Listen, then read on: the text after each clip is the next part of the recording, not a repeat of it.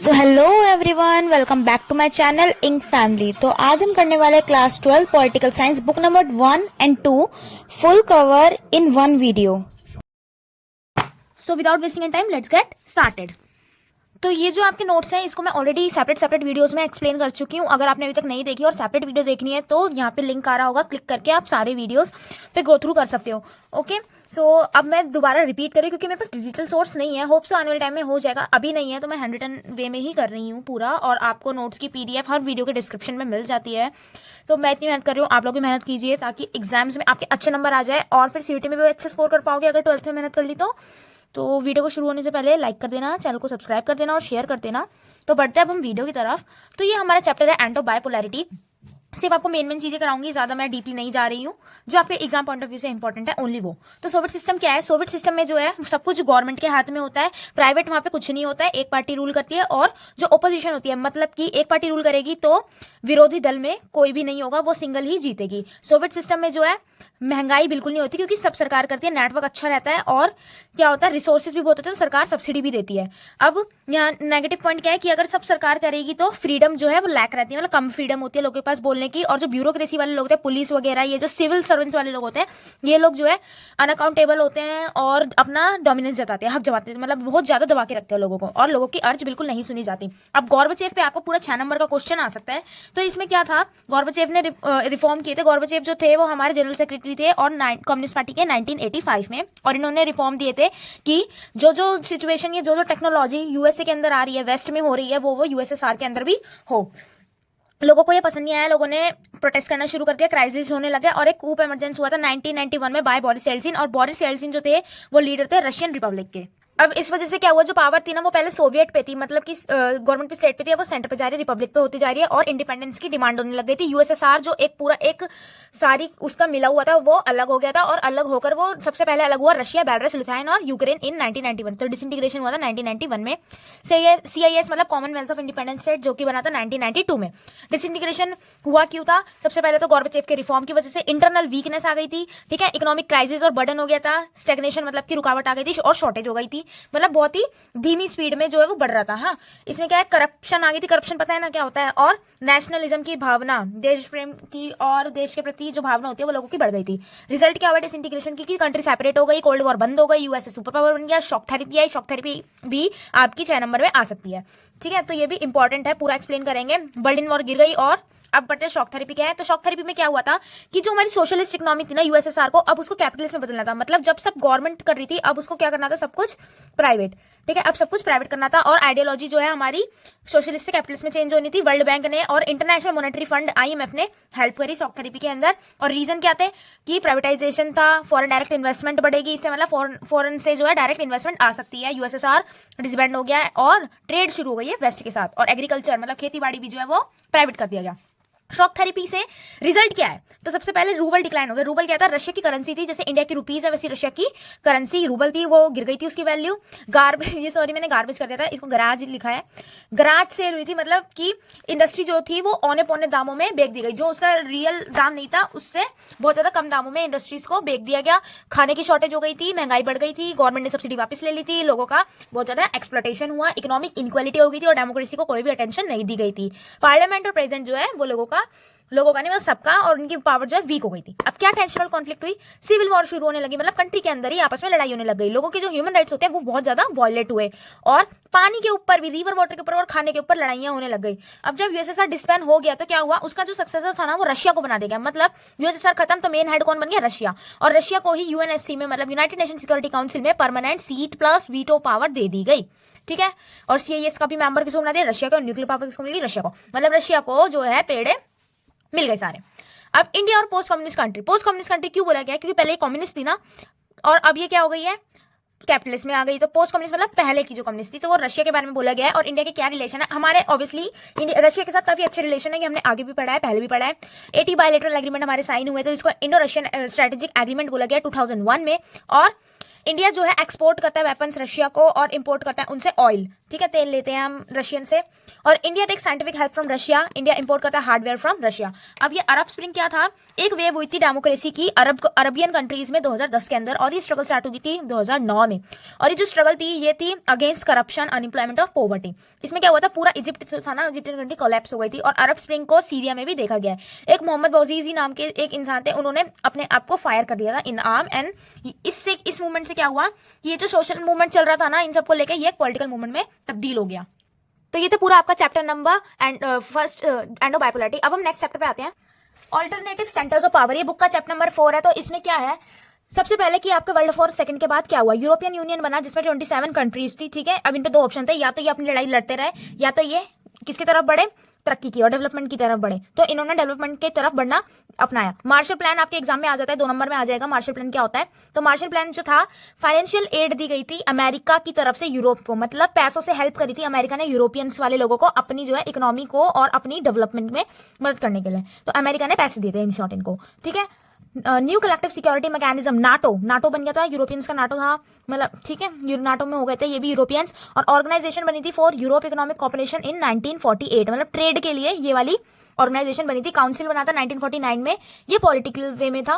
Parliament भी बन गया था। कोल्ड वॉर कब खत्म हो गई थी, 1991 में, जब डिसइंटीग्रेशन हो गया था यूएसएसआर का। मास्ट्रिक्ट ट्रीटी आ जाती है आपकी। मास्ट्रिक्ट ट्रीटी क्या था, तो मास्ट्रिक्ट ट्रीटी का मतलब है कि कॉमन, मतलब होल यूरोप की एक चीज क्या होगी, कॉमन होगी सारी चीज। पहले क्या क्या, foreign security, currency, law, justice, anthem, flag, constitution, ये सारा जो है पूरा यूरोप का कॉमन रहेगा। ईयू ने अपने एक्सपेंड कर दिया था नेशन, और ड्रॉबैक क्या थे ईयू के, नेगेटिव पॉइंट क्या थे।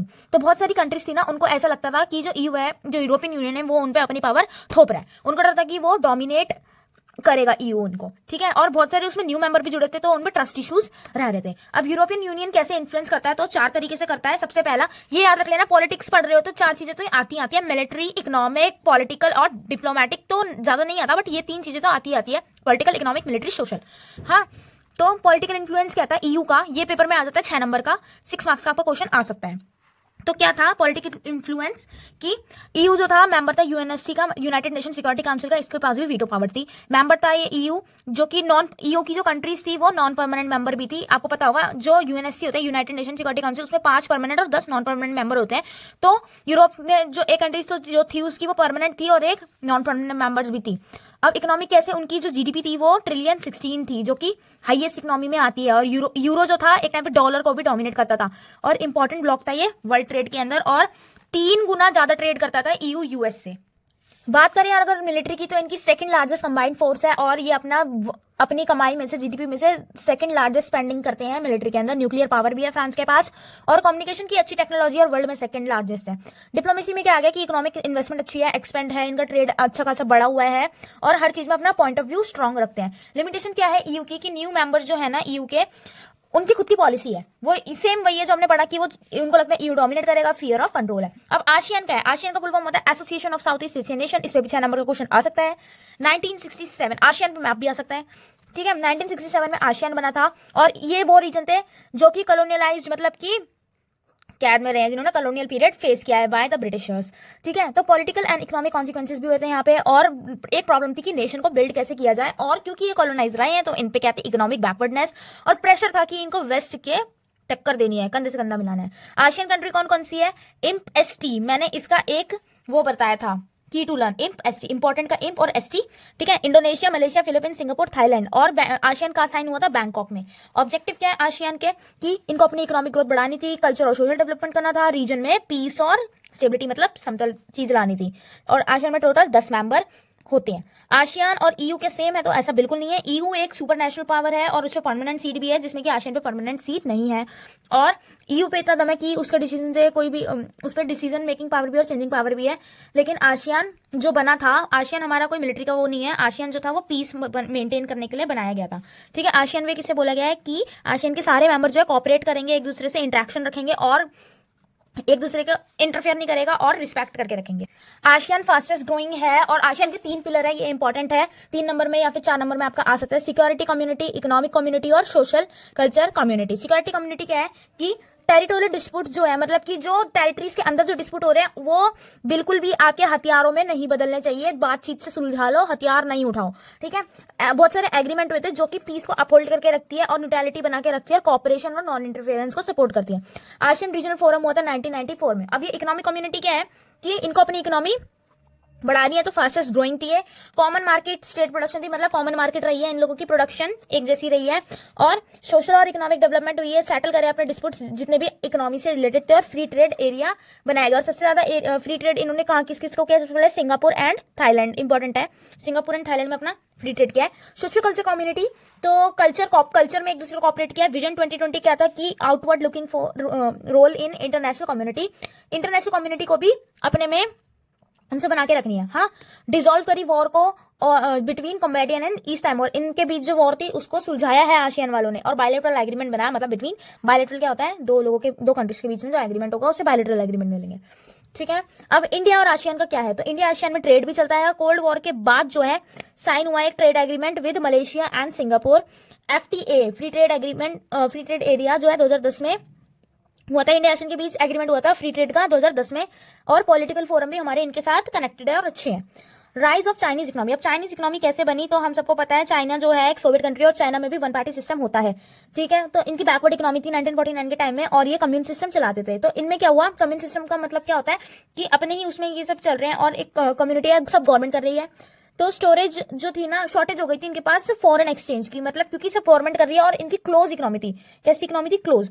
तो इन पे फॉरेन एक्सचेंज खत्म हो गया था, और इकोनॉमी से 5 से 6% बची थी। उसके बाद इन्होंने अपने आप को बढ़ाया। यूएस और चाइना के रिलेशन में क्या रहा कि चाइना ने अपने रिलेशन जो है बेटर करे, क्योंकि यूएसए के साथ, क्योंकि उनके पास जो है लो टेक्नोलॉजी लेवल थे, और एग्रीकल्चर भी उनका सफिशिएंट नहीं था, और इंटरनेशनल ट्रेड भी वो नहीं कर रहे थे। ओके, तो नेक्स्ट है अब आपका चाइना कैपिटलिस्ट की तरफ कैसे बढ़ा। तो सबसे पहले इन्होंने कुछ शॉक थेरेपी नहीं करी जैसे यूएसएसआर ने कर दी थी, इन्होंने स्टेप बाय स्टेप सब करा ताकि कोई दिक्कत ना हो। तो इन्होंने रिफॉर्म्स लाए 1978 में, इन्होंने 2 फेज में अपना किया था, सबसे पहले इनिशियल फेज फिर लेटर फेज। इनिशियल फेज में एग्रीकल्चर को प्राइवेट किया 1982 में, और लेटर फेज में इंडस्ट्रीज को प्राइवेट किया 1986 में। सेस का मतलब होता है स्पेशल इकोनॉमिक जोन, वो ये जोन बनाई जाती है फॉरेन टूरिस्ट या फिर इन्वेस्टर्स को अट्रैक्ट करने के लिए। वो ऐसी गाँव, मतलब ऐसी मान लो कि कोई इलाका है, गाँव है, बहुत ही बंजर हालत है, वहाँ पे कोई भी कुछ भी नहीं करना चाहता, तो वहाँ पर जो जमीन 100 रुपए की है वहाँ उसको 50 रुपए की कर दिया, ताकि वहाँ पे लोग अपनी फैक्ट्री खोले, और एक्स्ट्रा सब्सिडीज वगैरह स्पेशल जोन बना दिया, डुअल प्राइसिंग कर दी कि अगर कोई चीज हमारे उस दाम, तुम एक दाम फिक्स कर दिया कि तुम इससे ऊपर ये चीज बेच सकते हो, अगर नहीं बिकी तो तुम इस दाम पे बेचोगे, इस पे तो बिकी जाएगी, ठीक है। परमानेंट मेंबर बन गया यूएनएससी का चाइना, और थर्ड मेजर सेंट्रल पावर थी, इन्फ्लुएंस करता है रीजनल ग्रोथ को, और इन्होंने ओपन डोर पॉलिसी अपनाई 1978 में, जिसका मतलब है ट्रेडिंग खोल दी इन्होंने। अब इजराइल क्या है, पावरफुल है, साइंटिफिक टेक्नोलॉजी अच्छी है इनके पास, और इंटेलिजेंस भी है। इंडिया जो है इंडिया पे ज्यादा यंग पॉपुलेशन है, यंगस्टर्स की कंट्री है इंडिया, और वर्ल्ड लार्जेस्ट डेमोक्रेसी है इंडिया के पास। जापान मेंबर है हमारा OECD का 1964 में, और जापान एक ऐसी कंट्री है जिसने न्यूक्लियर अटैक फेस किया, वो भी एक नहीं 2 बार, एक बार हिरोशिमा और एक बार नागासाकी, ठीक है। और उसके बावजूद ये बहुत ही ज्यादा डेवलपिंग है, मेंबर ऑफ G7 है, थर्ड लार्जेस्ट इकोनॉमी है 2017। साउथ कोरिया जो है 2 पार्ट में डिवाइड है, north Korea and south Korea. जो साउथ कोरिया वो रिपब्लिक है, जो नॉर्थ कोरिया वो डेमोक्रेटिक है, ठीक है। और ये मेंबर है यूएन का, और एक miracle on the hand river बोला गया है, जो कि 1960 से 1980 में हुआ था। ये इतना एग्जाम में नहीं आता, इससे रिलेटेड जो है आपका पैसेज बेस आ सकता है, ठीक है। मेंबर ऑफ OECD है ये भी, कोरिया भी। 11th इकोनॉमी और 10th मिलिट्री एक्सपेंडिचर है, ह्यूमन डेवलपमेंट इंडेक्स का 18 है, लैंड रिफॉर्म इंप्लीमेंटेड है, ह्यूमन रिसोर्स डेवलपमेंट अच्छा है, ग्रोथ विद इक्विटी है। इक्विटी का मतलब क्या होता है, जो लोग आपसे कम है, जो लोग यहाँ हैं, उनको आपको यहाँ लाना है, तो उनको आपने स्पेशल पावर प्रोवाइड किया ताकि वो यहाँ आ जाए, ठीक है। तो इसको बोलते हैं ग्रोथ विद इक्विटी। एक्सपोर्टर भी आई है अच्छा खासा, और इनकी इंफ्रास्ट्रक्चर भी काफी डेवलप्ड है। अब आते हैं आपके चैप्टर नंबर 5 पे, कंटेम्प्रेरी साउथ एशिया। तो साउथ एशिया की कंट्रीज कौन सी थी, इसमें ना आपका सार्क आता है, SAARC South Asian association regional corporation, ठीक है, 1985 में बना था, और साइन हुआ था बांग्लादेश ढाका में। साउथ एशियन कंट्रीज है इंडिया, बांग्लादेश, नेपाल, श्रीलंका, भूटान, पाकिस्तान एंड मालदीव्स। तो ये जो कंट्रीज है ये लिंग्विस्टिक बेसिस पे, मतलब लैंग्वेज के बेसिस पे बनी हुई है, सोशल और कल्चरल बेसिस पे, जैसे EU आसियान है ना, वैसी ये है सार्क। तो बहुत सारे पॉलिटिकल सिस्टम है साउथ एशिया के अंदर। सबसे पहले हम बात करते हैं भूटान की। तो भूटान जो है वह मोनार्की होती है, मोनार्की मतलब राजा का राज, और 2007 में जिग्मे खेसर नामग्याल जो था वहाँ का राजा बन गया था, और 2008 में न्यू कॉन्स्टिट्यूशन आया था, अडॉप्ट हुआ था भूटान के अंदर, और कॉन्स्टिट्यूशनल मोनार्की आ गई थी, मतलब राजा भी है और कॉन्स्टिट्यूशन भी फॉलो हो रहा है। और यहाँ पे 2 पार्टीज थी, कौन कौन सी, पीपल डेमोक्रेटिक पार्टी और द्रुक फ्यूनसम तसोगपा, ठीक है। तो मल्टी पार्टी कॉन्स्टिट्यूशनल मोनार्की, मतलब मल्टी पार्टी है, सिंगल पार्टी नहीं है, कॉन्स्टिट्यूशन में मोनार्की है। मालदीव्स का क्या हाल है? मालदीव जो है साउथ वेस्ट इंडिया के साथ पड़ता है और कंसिस्ट है यहाँ पे मोर देन 1200 स्मॉल आइलैंड है, जिसको बना के मालदीव्स बना हुआ है, और यहाँ पे इलेक्टेड सुल्तान है, ठीक है। 1968 में इसको डिक्लेयर कर दिया गया था रिपब्लिक, और 2005 में मल्टी पार्टी इसमें लाई गई थी, और प्रेसिडेंट इलेक्शन हुआ था सबसे पहले मल्टी पार्टी बेसिस पे, ठीक है। और 2000 अंडर मल्टी पार्टी इलेक्शन जो हुए थे प्रेसिडेंट के 2008 में हुए थे। एमडीपी डोमिनेट की थी और जीती थी 2018 का इलेक्शन। अब अफगानिस्तान की स्टोरी सुन लो। अफगानिस्तान मेंबर बना था सार्क का 2007 में, और यहाँ से मुनार का मतलब राजा वाला सिस्टम हट गया था 1973 में, और यहाँ पे इशू चलते रहे हैं। इस्लामिक मूवमेंट बहुत सारी हुई है जो कि 1976 में हुई थी, और तालिबानी रिगाई में ओसामा बिन लादेन ने का यहाँ पे भी चला था राज, और उसने कब्जा भी किया था। ये बहुत बड़ा टेररिस्ट है, ठीक है। और ओसामा बिन लादेन एंड हुआ था दिसंबर 2001 में, जिसको पाख्तून एक लीडर था Hamid Karzai assume the reins of power democratically। और जब ओसामा बिन लादेन मर गया था तो उसके बाद जो एक पाख्तून का लीडर था हामिद करजाई, वो बन गया था डेमोक्रेटिकली इलेक्ट होकर 2004 में यहाँ का नेता। पाकिस्तान की बात करें तो पाकिस्तान के जो हाल है वो हमेशा से डूबे रहे हैं। यहाँ पे कभी भी जो है स्टेबल पॉलिटिकल सिस्टम नहीं रहा है। कभी यहाँ पे मिलिट्री वाले आते हैं, कभी यहाँ इलेक्टेड आते हैं, कभी यहाँ जनरल, कभी कुछ कभी कुछ कभी कुछ, बहुत बुरे हाल है पाकिस्तान के। तो सबसे पहले कॉन्स्टिट्यूशनल में ये आया था जनरल आयूब खान, जिसने एडमिनिस्ट्रेशन उठाया था, ठीक है। तो ये किया वहाँ के लोग कौन कौन आया है, वहाँ इनके नाम बिल्कुल नहीं पूछे जाते हैं, तो इस पर इतना ध्यान मत दीजिए। पाकिस्तान में आप ये देख लेना कि वहाँ पर जो है बहुत ज़्यादा वो नहीं है, स्टेबल पॉलिटिकल नहीं है, कभी कोई आता है कभी कोई आता है। 2008 में जो है डेमोक्रेसी आई थी पाकिस्तान के अंदर, ठीक है। और आसिफ अली जरदारी जो है इलेक्ट हो गया था। अब पाकिस्तान इतना बुरा हाल क्यों है, उसके क्या कंट्रीब्यूशन है, क्यों ऐसा क्यों है, मतलब कि क्यों फेल रहता है वो हर चीज़ में।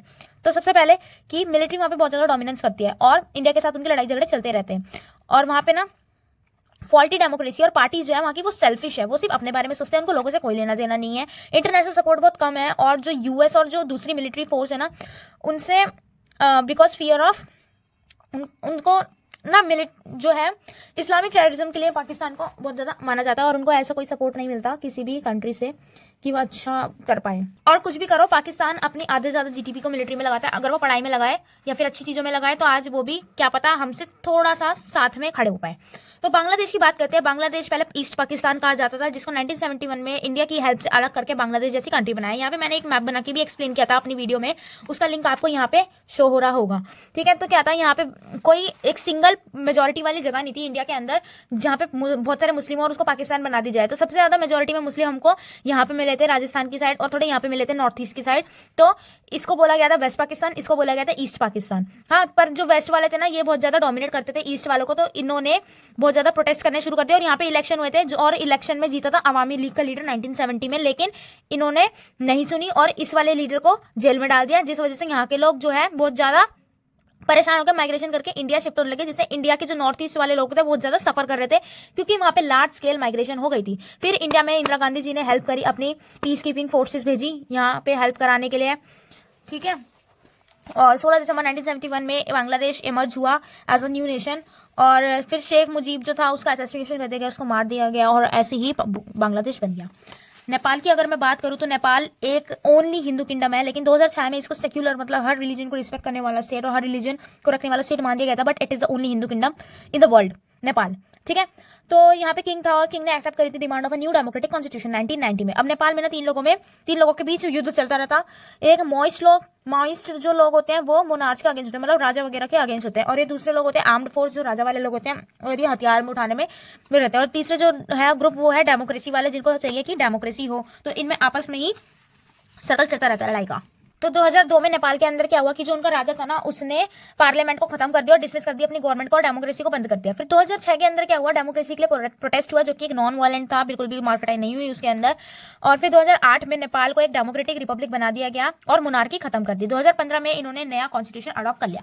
अब श्रीलंका की बात करें तो ये आपका एमसीक्यू में आ जाता है कि श्रीलंका को पहले क्या बोलते थे। श्रीलंका को पहले बोलते थे सिलोन, ओके, स्पेलिंग देखो CEYLON। श्रीलंका इंडिपेंडेंट हुआ था 1948 में। इंडिया कब हुआ था? 1947 में ना, तो ये हुआ था 1948 में। डेमोक्रेसी के साथ ही ये इलेक्ट हुए थे, और काफी कॉन्फ्लिक्ट चलते रहते बिटवीन सिन्हाला एंड तमिल्स। तो सिन्हाला कौन थे? श्रीलंका के ओरिजिनल लोग थे, मतलब जो कि श्रीलंका लैंग्वेज ही बोलते थे। तमिल्स थे वहाँ पे माइग्रेटरी, और जो कुछ तमिल्स वहीं के भी रहते थे, लेकिन उनको ऐसे नेग्लेक्ट किया जाता था, इग्नोर कर देते थे कि ये लोग इंडिया के पार्ट श्रीलंका के पार्ट है नहीं, इनको ऐसे बोल दिया जाता था। तो फिर तमिल वाले लोगों ने लट्टे करके अपनी एक पार्टी बनाई थी 1983 में, जिसका नाम था liberation tiger of Tamil Eelam. Organisation थी ये इनकी, जो कि एक तमिल स्पीकिंग लोगों के लिए सेपरेट कंट्री के डिमांड कर रहे थे श्रीलंका से। तो इंडिया ने इसके अंदर मेजर रोल प्ले किया है। क्या रोल प्ले किया है? 1987 में पहली बार इंडिया डायरेक्टली इन्वॉल्व हुई श्रीलंका और तमिल वाले इस पूरे मसले के अंदर, और इंडिया ने अपनी पीस कीपिंग ट्रूप्स भेजी यहाँ पर शांति लाने के लिए। और 1989 में IPKF इंडियन पीस कीपिंग जो थे ना, उन लोगों ने लट्टे को वैनिश कर दिया गया 2009 में, और असैसिनेशन हो गया उसके लीडर का। तो अब ये सब तो कॉन्फ्लिक्ट चल रहे थे, लेकिन इसमें पॉजिटिव बात क्या आती है कि श्रीलंका में जो है इकोनॉमिक ग्रोथ काफी अच्छी है, श्रीलंका की GDP भी काफी अच्छी है, और वहाँ का ह्यूमन डेवलपमेंट भी अच्छा है, कंट्रोल है उनकी पॉपुलेशन में, ज्यादा पॉपुलेशन नहीं है वहाँ, और पहली कंट्री है जो कि LPG लाई थी। Point to be noted, Sri Lanka SAARC में पहली कंट्री है जो कि LPG लेकर आई थी, और डेमोक्रेटिक पॉलिटिकल सिस्टम है वहाँ का। इंडिया और उसकी नेबरिंग कंट्रीज का क्या हाल है? तो इंडिया और जो पाकिस्तान है 1947 में दोनों ही आजाद हुए थे। कश्मीर को लेकर इशू हमारे में चलता रहता है। बांग्लादेश से हमारी पाकिस्तान से हमारी एक बार लड़ाई हुई थी 1971 में, क्योंकि हमने बांग्लादेश वहां से अलग कराया था। हमारा न्यूक्लियर टेस्ट हुआ था पोखरन में 1998 में, और पाकिस्तान ने भी सेम ईयर में छगई हिल्स में टेस्ट किया था। टेररिस्ट अटैक होते रहते हैं, ये सब मुझे बताने की जरूरत नहीं है। पाक ने यहाँ तक कि ISI एजेंट भी यूज कर रखे हैं, जो कि स्पाई एजेंट्स होते हैं, जासूस इन शॉर्ट, ठीक है, आतंकवादी जासूस ये लोग छोड़ते रहते हैं इंडिया के खिलाफ। और रन ऑफ कच्छ को लेकर भी हमारा इशू चलता रहता है, रिवर वोटिंग शेयरिंग पे भी चलता रहता है। और ये कौन सी रिवर है? इंदस। इंडिया और बांग्लादेश में क्या है? तो हमारा गंगा ब्रह्मपुत्र रिवर जो है उसको हम शेयरिंग करते हैं। बांग्लादेश से बहुत सारे रिफ्यूजीज जो हमने पहले पढ़ा वो भागकर आ गए थे, रिफ्यूज होकर माइग्रेट कर आ गए थे इंडिया, जिस वजह से हमारे बहुत ज्यादा कॉन्फ्लिक्ट रहे हैं। हम जो है इनमें ट्रूप्स का भी इंडियन बांग्लादेश ने ना इंडिया वालों को अपने जो मिलिट्री ट्रूप्स है ना उनको वहां अपनी बाउंड्री से गुजरने के लिए मना कर दिया था, और दूसरे लोगों को हाँ कर दिया था। तो इससे भी हमारी बहुत ज्यादा कॉन्फ्लिक्ट रहे हैं। अब economic and environmental issue cooperation भी हमारे आपस में पर है, ठीक है। एग्रीमेंट भी है हमारे 2000 एग्रीमेंट पॉलिसी हुई है 2014 में, जिसको लुक ईस्ट पॉलिसी भी बोला गया है, और उसका नाम बदल के एक्ट ईस्ट, पहले सॉरी एक्ट ईस्ट था, फिर इसको लुक ईस्ट कर दिया। अब इंडिया और नेपाल के क्या रिलेशन है? इंडिया और नेपाल में क्या है, हम वीजा के और पासपोर्ट के बिना ट्रैवल कर सकते हैं, आपको पता होगा। और कभी कभार नेपाल वाले सोचते हैं कि इंडिया जो है हमें इंटरफेयर कर रहा है, और वाटर मैनेजमेंट सिस्टम है हमारा दोनों का सेम सेम, और वाटर मैनेजमेंट सिस्टम के थ्रू ही दो कंट्रीज आपस में जुड़ी हुई है। आपने ब्लॉग्स में भी देखा होगा, कुछ सौरभ जोशी के ब्लॉग में देखा होगा ना कि ये इंडिया है, ये नेपाल है, और बीच में पानी है। तो अब श्रीलंका के साथ क्या है, हमारे अच्छे रिलेशन है, और पीस कीपिंग ट्रूप हमारा बस इशू हुआ था उनके साथ 1987 में, जब हमने लट्टे वाला मसला हल कराया था। इंडिया मालदीव्स की बहुत हेल्प करता है एक्सटर्नल अटैक में, और ठीक है, इतना इंपॉर्टेंट है नहीं। पीस एंड कॉपरेशन हमारा रहता है किसमें? सार्क 1985 में बना था, साफ्ता एग्रीमेंट हुआ था जो कि था south Asian free trade agreement. 2004 में ट्रेड स्टार्ट हो गया था 1 जनवरी 2006 में, और बहुत सारे कॉन्फ्लिक्ट के बाद भी कॉन्फिडेंस बिल्डिंग रही है, और वॉर को अवॉइड किया गया है। लीडर जो है summit, leader of summit, trade and visa सब है, बस रूट्स भी है, ठीक है। अब यहाँ पे बात होती है आउटसाइड पावर की, ये इसमें बुक में भी क्वेश्चन है इससे रिलेटेड। तो आउटसाइड पावर दो जनों को बोला गया, एक चाइना को, एक USA को, क्योंकि ये जो चाइना वाला है ये पाकिस्तान के फ्रेंड है, और जो USA वाला है ये पाकिस्तान और इंडिया दोनों के फ्रेंड है। इस चैप्टर में से आपको मैं सबसे इंपॉर्टेंट बता दूं, आसियान पे आपका 6 नंबर का क्वेश्चन आता है, EU पे भी आपके आ सकता है क्वेश्चन। आसियान में मेरे पेपर में आया था 6 नंबर का। तो यहाँ पे आपका चैप्टर फिनिश होता है। आप बढ़ते हैं चैप्टर 6 की ओर। तो ये है आपका चैप्टर 6 इंटरनेशनल ऑर्गेनाइजेशन, और नोट्स के हाल पे बिल्कुल मत जाना क्योंकि ये थोड़े गंदे हो गए थे, तो इससे काम चला लो प्लीज। तो इंटरनेशनल ऑर्गेनाइजेशन है क्या? बहुत सारी इंटरनेशनल जो कंट्रीज होती है वो मिलकर एक इकट्ठा ऑर्गेनाइजेशन बनाती है, जो कि हेल्प करती है वॉर को सुलटाने में और पीस को लाने में। कंट्रीज आपस में कॉपरेट करके बनाती है, और बहुत सारी कंट्रीज टुगेदर फॉर्म होकर एक ऑर्गेनाइजेशन बनाती है।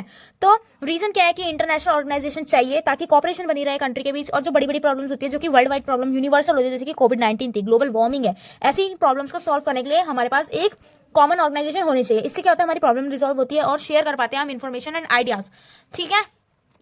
अब evolution of UN, United nation का इवोल्यूशन कैसे हुआ? तो फर्स्ट वर्ल्ड वॉर जो हुई थी 1914 से 1918 चली थी। फिर पहले यूनाइटेड नेशन का नाम था लीग ऑफ नेशन 1920 में, ठीक है। सेकेंड वर्ल्ड वॉर जो है 1939 से 1945 चली, फिर लीग ऑफ नेशन का नाम बदल के UN रख दिया गया 1945, 24 अक्टूबर। It is very important, MCQ में आ जाता है। तो 24 अक्टूबर 1945 को यूनाइटेड नेशन नाम रखा गया था, किसका? लीग ऑफ नेशन का। यूनाइटेड नेशन में जो है 51 मेंबर्स कंट्रीज है, ठीक है। और उसके ऑब्जेक्टिव्स क्या है? सबसे पहले कि इनको प्रिवेंट करना है, मतलब रोकना है, फॉर व्हाट? इंटरनेशनल वॉर से इन्हें बचाना है, कॉपरेशन लाना है, और पीस लानी है, और डेवलपमेंट करनी है सोशल एंड इकोनॉमिक पावर की। ऑर्गन क्या है यूनाइटेड नेशन के? तो इसके लिए मैं की टू लर्न बताई थी, गेस्ट आई, ठीक है, गेस्ट आई। जी से मतलब जनरल असेंबली, यू से यूनियन सेक्रेटरीट, ई से economic and social security council, trusteeship council, और international court of justice, international court of justice. मेरी टंग स्लिप हो रही है इतनी जल्दी जल्दी बोल के, ठीक है। तो UN में जो है 5 परमानेंट 10 नॉन परमानेंट मेंबर है, इस पे क्वेश्चन 6 नंबर का आ जाता है। ठीक है, तो 5 परमानेंट है, 10 नॉन परमानेंट है। परमानेंट कौन से हैं? Russia, France, USA, China, UK. तो कौन कौन से स्टेप्स है जो लेने चाहिए ताकि यूएसए जो है वो बहुत ज्यादा रिलेवेंट हो जाए, यूएन सॉरी बहुत रिलेवेंट हो। तो सबसे पहले एक पीस बिल्डिंग काउंसिल बननी चाहिए अच्छी सी, हाँ, और डेमोक्रेसी के लिए भी फंड होना चाहिए और स्टैब्लिश होना चाहिए ह्यूमन राइट काउंसिल का। यूएन में क्या क्या रिफॉर्म्स आए, तो सबसे पहले रिव्यू किया गया वो इश्यूज को जो कि जुरिस्डिक्शंस मतलब कि जो भी उनकी चीज़ों में यूएन में जो है न्याय लेने का और नियम कानून बनाने का चीज़ों में रिव्यू किया गया। रिफॉर्म किया गया स्ट्रक्चर एंड प्रोसेस, उसका जो पूरा स्ट्रक्चर था ना यूएन का, उसका जो भी प्रोसेस था उसमें रिफॉर्म लाया गया। और जो काउंसिल में जो 51 मेंबर्स है ना, इनको बढ़ाने के लिए डिमांड लाई गई। Demand for increase in member from Asia, Africa and south Africa, कि इन कंट्रीज से भी जो कि कॉलोनियल रह चुकी है यहाँ से भी मेंबर्स को बढ़ाया जाए। नीड फॉर रिफॉर्म क्या है, क्योंकि नीड फॉर रिफॉर्म क्यों है, क्योंकि कोल्ड वॉर जो है वो खत्म हुई थी तब ये बना था, और कोल्ड वॉर के बाद यूएसए सुप्रीम हो गया था। अब जो है इंडिया भी काफी अच्छा चल रहा है, चाइना भी अच्छा चल रहा है, और एशियन की इकोनॉमी भी बढ़ रही है। Reform of structure of process क्या है, यूएनएससी मतलब यूनाइटेड नेशन सिक्योरिटी काउंसिल जो है अब वो कंटेम्प्रेरी पॉलिटिक्स को बिल्कुल भी रिप्रेजेंट नहीं करता, जो हाल ही में पॉलिटिक्स चल रही है उसको रिप्रेजेंट वो नहीं कर पा रहा है। ठीक है, अब यूएनएससी मतलब कि सपोर्ट वेस्टर्न वैल्यू, जो यूनाइटेड नेशन है ना, क्योंकि ये यूएसए से ज्यादा वो है, तो इसमें क्या है कि वेस्टर्न वैल्यू को ये ज्यादा सपोर्ट कर रहा है और यूएस फ्रांस को। तो लैक इक्विटेबल रिप्रेजेंटेशन, जो इक्वल रिप्रेजेंटेशन नहीं हो पा रही है। अब 1 जनवरी 1997 को क्या हुआ, new permanent plus non permanent member की डिमांड हुई, इकोनॉमिक पावर्स की, मिलिट्री प्रैक्टिस की, और ऐसा नेशन जो कि रिस्पेक्ट करे डेमोक्रेसी और ह्यूमन राइट, और एक काउंसिल बनाई जाए जो कि रिप्रेजेंटेशन के लिए काम हो। प्रॉब्लम क्या है यूएन की, मिलिट्री और सिक्योरिटी काउंसिल कितनी है, ठीक है, बजट कंट्रीब्यूशन कितना है नहीं पता, पॉपुलेशन कंट्रोल कैसे होगी नहीं पता, इक्वल रिप्रेजेंटेशन है कि नहीं है पता नहीं, ज्योग्राफिकल ऑब्वियसली नहीं है, ज्योग्राफिकल रिप्रेजेंटेशन नहीं है, एबॉलिश वीटो पावर, ऐसा बोला गया कि वीटो पावर को हटाओ। अब इंडिया और यूएन रिफॉर्म, तो अकॉर्डिंग टू इंडिया जो यूएन है ना उसको फोकस करना चाहिए पीस और सिक्योरिटी पे, और 1965 से यूएन मेंबर के अंदर कोई भी चेंज नहीं आया है, हम चेंज चाहते हैं और इंडिया भी परमानेंट मेंबर बनना चाहता है। यूएन जो है यूनिपोलर वर्ल्ड यानी सिंगल पावर वाली वर्ल्ड को सपोर्ट करता है, और यूएस ही एक सुपर पावर है जो कि यूएन में पूरा डोमिनेट करता है, और यूएस ही परमानेंट मेंबर है यूएन का, फाइनेंशियली कंट्रीब्यूट भी करता है यूएस, और जो यूएन की जो ब्यूरोक्रेसी है ना, सिविल वाले लोग हैं वो ज्यादातर यूएस से ही है, और यूएस के पास वीटो पावर भी दे रखी है। ठीक है, अब की पॉइंट्स क्या है कि यूएन डे कब बनाया गया था, 26 जून 1945 को। डब्ल्यूटीओ वर्ल्ड ट्रेड ऑर्गेनाइजेशन कब बनी थी, 1995 में। 1945 अक्टूबर 30 अक्टूबर 1945 में जो है इंडिया ने यूएन को ज्वाइन किया था। ह्यूमन राइट वॉच क्या था, ह्यूमन राइट वॉच एक एनजीओ था जो कि ह्यूमन राइट के लिए था, और ये एमनेस्टी इंटरनेशनल भी। तो ये था आपका चैप्टर इंटरनेशनल ऑर्गेनाइजेशन। उस चैप्टर में से आपसे इंपॉर्टेंट चीजें क्या पूछी जाती है, तो वो ये आप ऑर्गन पूछ लिया जाएगा यूएन के बारे में, उसका आपको सारे ऑर्गन्स को एक्सप्लेन करना है। तो ये आपका नेक्स्ट चैप्टर है security in the contemporary world. इस पे आते हैं, तो सबसे पहले सिक्योरिटी क्या होता है, तो सिक्योरिटी हमको फ्रीडम दिलाता है थ्रेट से, कोई भी हमारी मुश्किल हानि है, जब हम एक्सट्रीमली डेंजर उसमें है तो उससे हमको फ्रीडम दिलाएगा, सिक्योरिटी हमको प्रोटेक्ट करके रखेगा। सिक्योरिटी के दो नोशन होते हैं, एक ट्रेडिशनल और एक नॉन ट्रेडिशनल। जो ट्रेडिशनल होता है वो इंटरनेशनल और इंटरनल और एक्सटर्नल दो होते हैं। जो नॉन ट्रेडिशनल होते हैं उसमें ह्यूमन सिक्योरिटी और ग्लोबल सिक्योरिटी आती है। इंटरनेशनल क्या होता है, इंटरनल क्या होता है, सॉरी मैंने गलती से इंटरनेशनल बोल दिया, इंटरनल है। इंटरनल क्या होता है, जो इंटरनल से आप क्या समझ रहे हो, खुद ही समझ रहे हो, जो विद इन कंट्रीज जो भी चीजें हो रही है कंट्री के अंदर वाली चीजें। तो problem within countries, civil war और स्टेट डिस्प्यूट। एक्सटर्नल क्या होता है, थ्रेट फ्रॉम आउटसाइड, मतलब जो हमारी मान लो इंडिया है तो इंडिया के बाहर पाकिस्तान, अफगानिस्तान, अमेरिका, चाइना, इन सबसे जो हमें प्रॉब्लम हो रही है वो हमारी एक्सटर्नल के अंदर आएगी। ठीक है, तो इसमें चीजें सरेंडर यानी कि हार मान लो, प्रिवेंट को डिफरेंस भी बोला जाता है, डिफेंड का मतलब होता है एंड ऑफ वॉर, या तो तुम प्रिवेंट करो लड़ो, ठीक है, या तो डिफेंड एंड वॉर, डिफेंड करो एंड वॉर जाएगी। और इसमें एक और चीज आती है एक्सटर्नल में, बैलेंस ऑफ पावर। ये 6 नंबर का आता है सिक्योरिटी नोशन, आपसे दोनों पूछे जाएंगे और आपको दोनों बताने पड़ेंगे। बैलेंस ऑफ पावर क्या होता है, बैलेंस ऑफ पावर का मतलब होता है कि पावर बनाए रखना, ऑब्वियसली यही समझ रहे हो ना आप इससे। तो इसमें सबसे पहले आता है कॉन्फ्लिक्ट इन पास्ट। क्यों जरूरी है बैलेंस ऑफ पावर, क्योंकि हमारी इंडिया जैसे जो है ना, पास्ट में बहुत सारे कॉन्फ्लिक्ट रहे हैं, ठीक है, नेबरिंग कंट्रीज के साथ भी हमको अपनी अच्छी खासी पावर बना के रखनी चाहिए, क्योंकि कुछ भी हमला हुआ तो सबसे पहले कौन अटैक करता है, नेबर, या मदद भी कौन करेगा, नेबर। तो नेबरिंग कंट्री से बना के रखनी चाहिए। अगर हमारी किसी भी कंट्रीज के साथ अच्छे रिलेशन नहीं है तो हमको थोड़ा सावधान होकर रहना पड़ेगा, और अलायंस बना के रखनी चाहिए, कोई भी दिक्कत हो तो उनके साथ आपकी अलायंस हो। ठीक है, तो अब नॉन ट्रेडिशनल नोशन पे आते हैं, छोटा सा है, इसमें 2 चीजें बोलते हैं, एक ह्यूमन की सिक्योरिटी और एक ग्लोबल, जो एक एज अ इंडिविजुअल है और एक जो एज अ होल है। तो जो इंडिविजुअल को चाहिए, सबसे पहले हंगर नहीं होना चाहिए, भुखमरी नहीं फैलनी चाहिए, थ्रेट नहीं होना चाहिए उसे किसी चीज का, और इंसान को प्रोटेक्शन मिलनी चाहिए हर राइट से, हर राइट्स की उनको प्रोटेक्शन मिलनी चाहिए। ग्लोबल सिक्योरिटी क्या है, कोई भी एपेडमिक हो गया जैसे कि कोविड-19, आई फ्लू, बर्ड फ्लू, ये सारे जो है एपेडमिक में आते हैं। ग्लोबल वार्मिंग और कैसी भी एपेडमिक हो सकती है, जो थोड़ी डिसीज हो, ठीक है, ग्लोबल वार्मिंग भी, और नेचुरल जो भी हो सकती है डिजास्टर्स, ये सारे आपके ग्लोबल सिक्योरिटी में आते हैं, जो कॉमन होंगे पूरी कंट्रीज के, ज्यादातर कंट्रीज के। तो मेरे ख्याल से आपको ट्रेडिशनल नोशन और नॉन ट्रेडिशनल नोशन आ गया होगा समझ। ये 6 नंबर का आता है, मैं दोबारा बोल रही हूँ, it is important. Security challenge in newly independent countries. तो न्यूली इंडिपेंडेंट कंट्रीज में क्या सिक्योरिटी चैलेंज रहे, सबसे पहले कि उनको यही डर रहता था कि नेबरिंग कंट्रीज उन पर कोई मिलिट्री अटैक ना कर दे, और इंटरनल भी जो है अंदर ही अंदर मिलिट्री का डर रहता था, क्योंकि जो कंट्री अभी अभी आजाद हुई है वो स्टेट भी आपस में सेपरेटिस्ट मूवमेंट चल रही है। अब जब हमने वही पढ़ा था ना कि इंडिया को जब मिलाया गया बाय हुम, अच्छा आप बताओ इंडिया को किसने यूनिटी इंडिया के अंदर कौन लाया, किसी ने सारी जो है बाउंड्रीज को मिला के स्टेट्स का रीऑर्गेनाइजेशन किसने करा, ठीक है, ये आप बताओ, मैं नहीं बता रही, इतना तो पढ़ लिया है अब आपने। तो ट्रेडिशनल सिक्योरिटी एंड कॉपरेशन क्या है, cooperation in limitation violence, traditional internal और एक्सटर्नल तो आएगा ही, और इसमें क्या है, cooperation in limiting violence is possible, मतलब कि वायलेंस को कम करना पॉसिबल है, कैसे, या तो आप सही रीजन चुनो लड़ाई करने का, या फिर खत्म ही कर दो वॉर को, सरेंडर कर दो, वॉर खत्म, ठीक है, या तो चीज दो राइट रीजन सुनो, वो क्या है, या तो सेल्फ डिफेंस करो अपना खुद का, प्रिवेंट करो, है ना। कॉपरेशन क्या है, कॉपरेशन में 3 चीजें आती है आपकी, डिसआर्मेंट, आर्म कंट्रोल, कॉन्फिडेंस बिल्डिंग, जिससे आप वॉर को रोक सकते हो। डिसआर्मेंट का मतलब होता है कि आप हथियार छोड़ दिया आपने, आर्म्स क्या होते हैं, हथियार ना, तो डिसआर्मेंट, हथियारों का गिव अप कर दिया। अब ये 2 चीजें बनाई गई थी BWC 1972 में और CWC 1992 में। इसकी फुल फॉर्म क्या आती है मैंने बताई है अपनी वीडियो में, नहीं देखी तो देख लो, ठीक है, और आप कमेंट में बताओ क्या है। आर्म्स कंट्रोल मतलब कि वेपन्स की डेवलपमेंट में लिमिट लगा दो, इसमें हमने गिव अप ही कर दिए थे, इसमें हमने लिमिट लगा दी, और इसके लिए ट्रीटी बनी है ABM ट्रीटी 1972 में। कॉन्फिडेंस बिल्डिंग मतलब क्या, दूसरी कंट्रीज के साथ कॉन्फिडेंस बना के रखो, उनको अपनी इन्फॉर्मेशन शेयर करो, पर्सनल इन्फॉर्मेशन नहीं, वरना तो कोई भी अटैक कर देगा। मतलब जो इन्फॉर्मेशन शेयर करने लायक हो, बोलते हैं ना हम उसको वही बात बताते हैं जो बताने लायक होती, तो वही बात बताओ, और मिसअंडरस्टैंडिंग जो है अवॉइड करो भैया। मिसअंडरस्टैंडिंग रिलेशन में भी नहीं चलती है, ना इंसान के साथ ना किसी कंट्रीज के साथ। तो थ्रेट के मतलब कि आपकी जो हानि हो जा रही है उसके नए नए सोर्सेस क्या है, सबसे पहले टेररिज्म, टेररिज्म पता है ना क्या होता है, टेररिस्ट, आतंकवादी, तो सबसे पहले ये, ठीक है, और फिर दूसरे में आपका क्या आता है, ह्यूमन राइट्स, जैसे कि economic right, social right, political right, ये सब। इंडिजीनियस वो लोग होते हैं जो शुरू से एक कंट्री के अंदर पैदा हुए हैं, खा रहे हैं, सब कुछ कर रहे हैं, वो इंडिजीनियस होते हैं। ग्लोबल पॉवर्टी मतलब कि पूरी वर्ल्ड में पॉवर्टी है, कैसे रिच और रिच हो रहे हैं, पुअर और पुअर हो रहे हैं, और पॉपुलेशन तो बढ़ ही रही है, पॉपुलेशन कम होने का नाम नहीं लेती, बढ़ती ज्यादा है, ठीक है। और माइग्रेशन भी एक थ्रेट हो गया, कैसे, वो मतलब रिसोर्स की भी तो हम पे कमी हो जाएगी ना, जब दूसरे देश से हमारे में आते रहेंगे तो हमारे रिसोर्स तो खत्म हो रहे हैं ना, अनएम्प्लॉयमेंट बढ़ेगी। माइग्रेशन 2 टाइप के होते हैं, एक होते हैं माइग्रेंट्स और एक होते हैं रिफ्यूजीज। जो माइग्रेंट्स होते हैं वो खुद से अपनी मर्जी से अपनी कंट्री छोड़ के आते हैं, जैसे कि NRI लोग, ठीक है। रिफ्यूजीज होते हैं जिनको फोर्स करा जाता है कंट्री छोड़ने के लिए, जैसे कि बांग्लादेश से बंगाली बोलने वाले इंडिया में आ रहे थे, तो वो उनको फोर्स किया जा रहा था, ठीक है।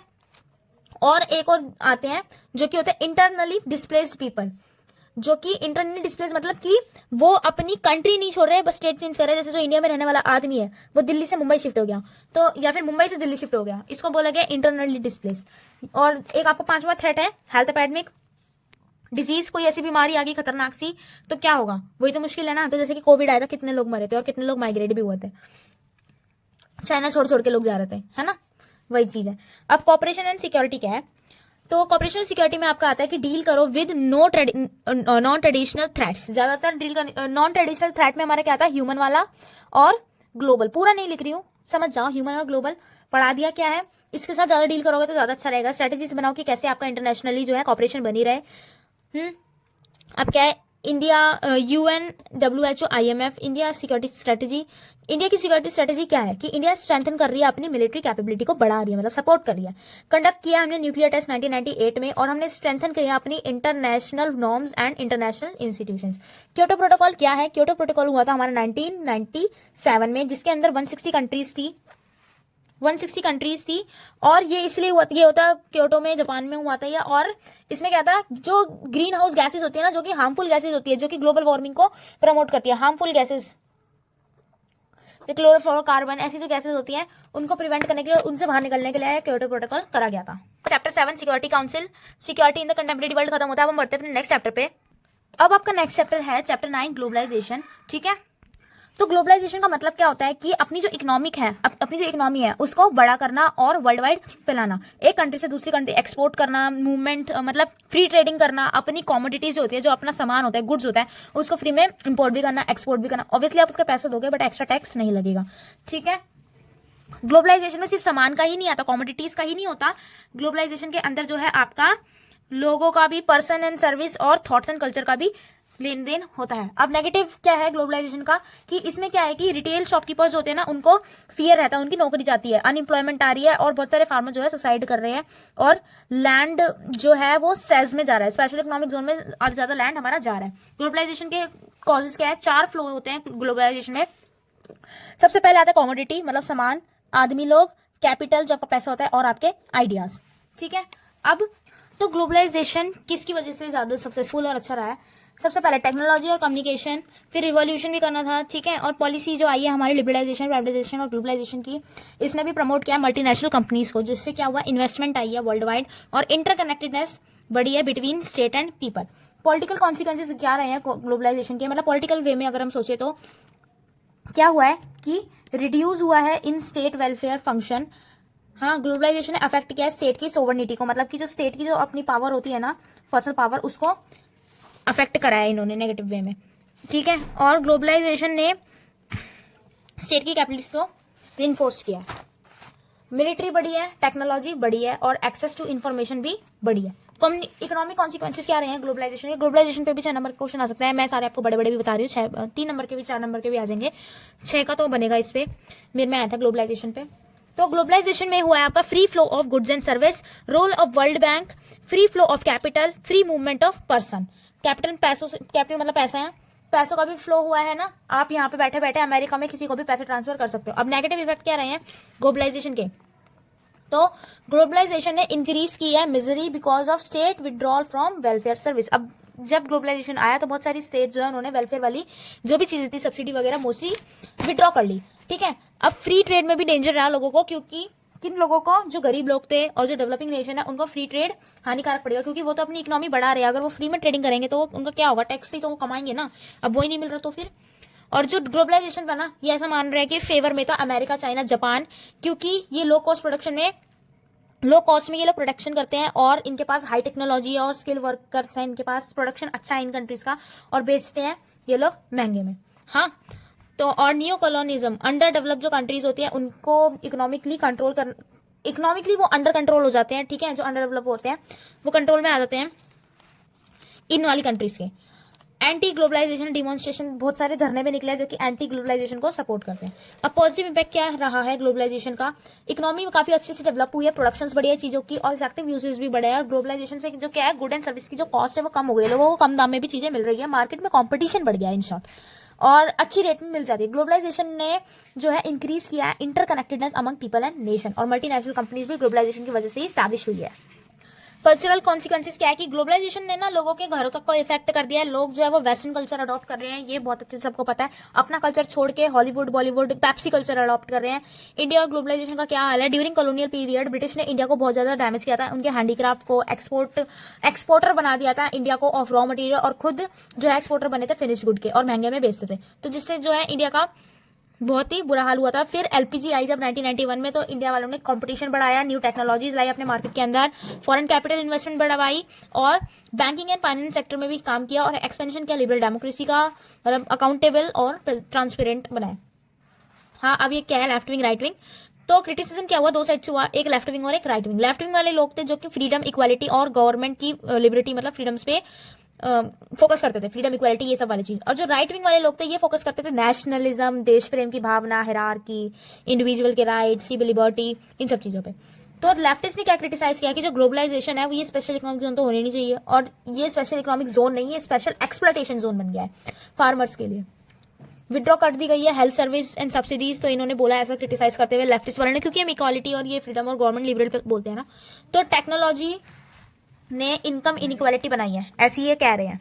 अब राइटिस्ट एक्टिविज्म क्रिटिसिज्म क्या है ये कहते हैं कि इससे ना इकोनॉमी को थ्रेट हो रहा है बहुत ज़्यादा, और पॉलिटिकल सोवरेनिटी जो है वो कम हो रही है। और क्या हो रहा है, इंडिया में policy being framed in according, जो इंडिया की जो पॉलिसी है वो इनडायरेक्ट वे में IMF और इंटरनेशनल वर्ल्ड बैंक यही सब कर रहे हैं।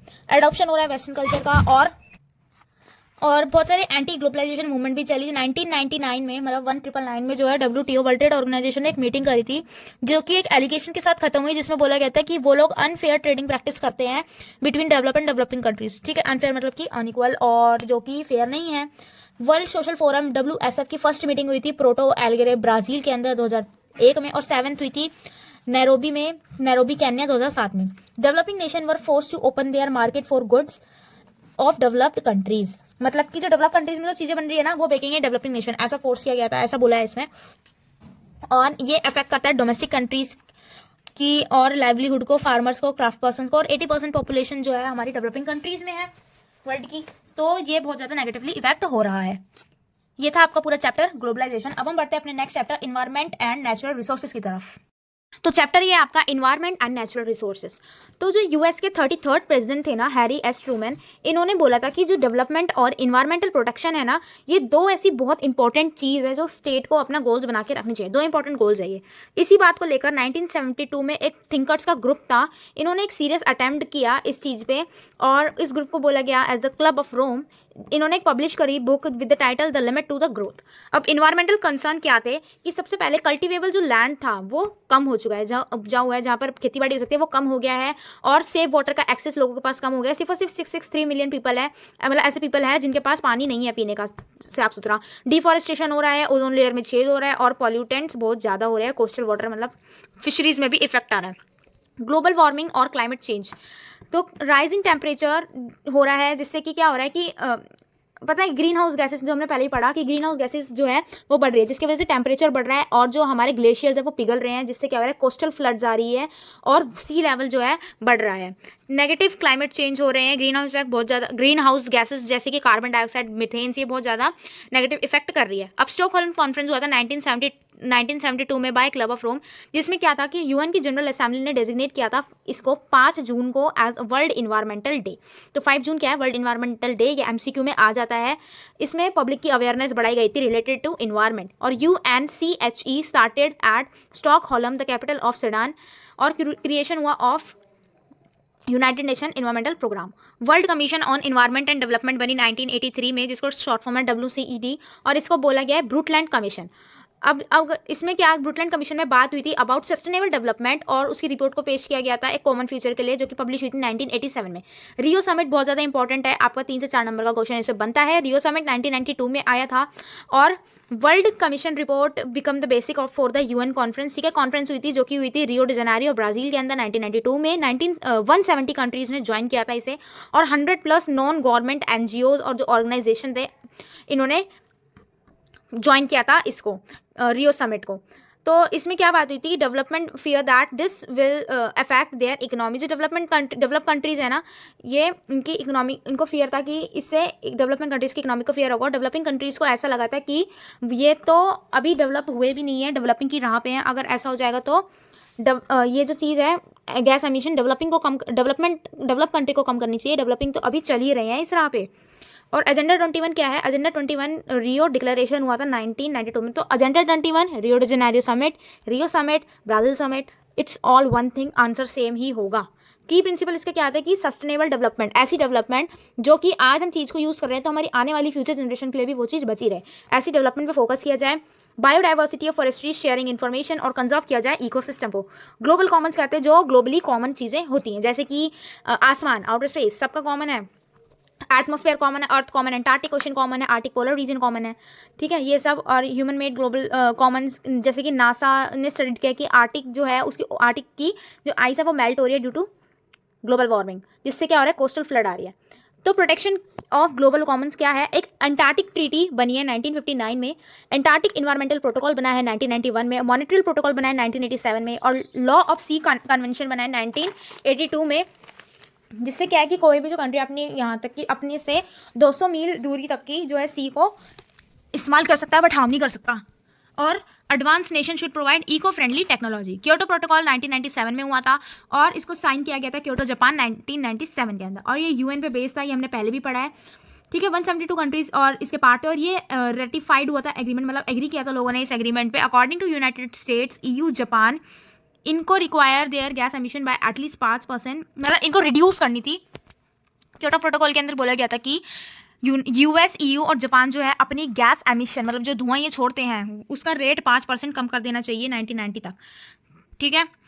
Stand India take on environmental issue, तो इन्वायरमेंटल इशू पे इंडिया ने क्या स्टैंड किया, तो इंडिया ने साइन किया क्योटो प्रोटोकॉल 1997 में, और 2002 में come into effect in 2002 and come into effect in जो 1997 का जो क्योटो प्रोटोकॉल था, इंडिया ने वो साइन किया था 2002 में, और वो कम इनटू इफेक्ट हुआ फैब 2005 में। नेशनल ऑटो फ्यूल पॉलिसी बनाई गई ताकि क्लीनर फ्यूल जैसे कि एलपीजी का यूज़ हो। इलेक्ट्रिसिटी एक्ट आया 2003 में, और रिन्यूएबल एनर्जी, ऐसी एनर्जी जो ऐसे सोर्स जो कि दोबारा रिन्यू करा जा सकते हैं, उसका यूज़ करना सिखाया गया।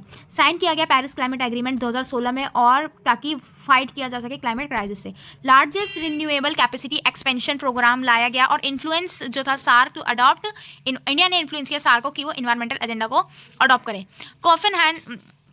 कॉफनहैगन अकॉर्ड हुआ था, जिसमें क्या था कि डिक्रीज किए जाए intensity of gases from 25% to 20% by 2005 India के अंदर, ठीक है।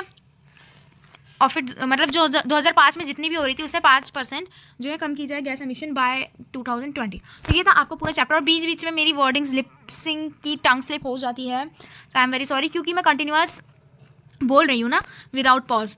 तो अब इसी के साथ आपका पूरा मैंने बुक कंप्लीट करा दी, आपकी पूरी बुक कंप्लीट हो चुकी है। तो इसी के साथ अब हम बढ़ते हैं अपने बुक नंबर 2 पे, जो कि है इंडियन पॉलिटिक्स सिंस इंडिपेंडेंस, ठीक है। तो without wasting any time let's get started.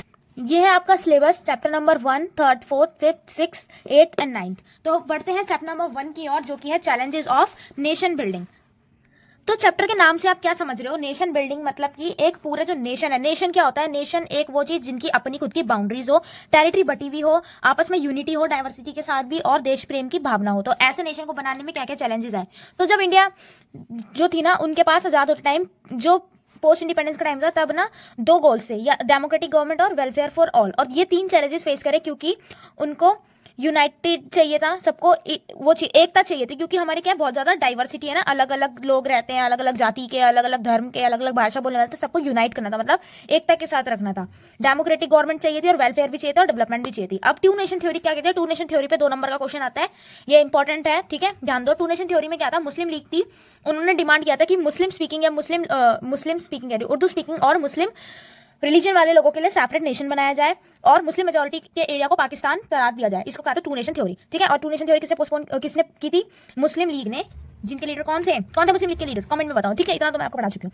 Problem of partition, क्या पार्टीशन में प्रॉब्लम आई कि कोई भी ऐसी सिंगल बेल्ट नहीं थी जहां पे मुस्लिम मेजोरिटी का एरिया हो। तो हमें 2 एरिया में मिला था, एक पंजाब की साइड और एक बंगाल की साइड। तो इसको बोल दिया था वेस्ट पाकिस्तान, इसको बोल दिया था ईस्ट पाकिस्तान। मैसिव वायलेंस हुई थी, बहुत ज्यादा मारकड़ाई हुई थी, वुमेन एट्रोसिटीज हुई थी, वुमेन्स के साथ बहुत बुरी हालत हुई थी, वुमेन्स का रेप तक हुआ था, और बहुत ही ज्यादा गंदी हालत हुई थी। जो ट्रेनें चलती थी ना, ट्रेन में भी इतना वायलेंस हो जाता था कि ट्रेन में जो इंसान ट्रैवल करता था वो जिंदा वापस नहीं आता था। कम्युनल जोन बन गए थे काल, कलकत्ता, अमृतसर, लाहौर, ठीक है।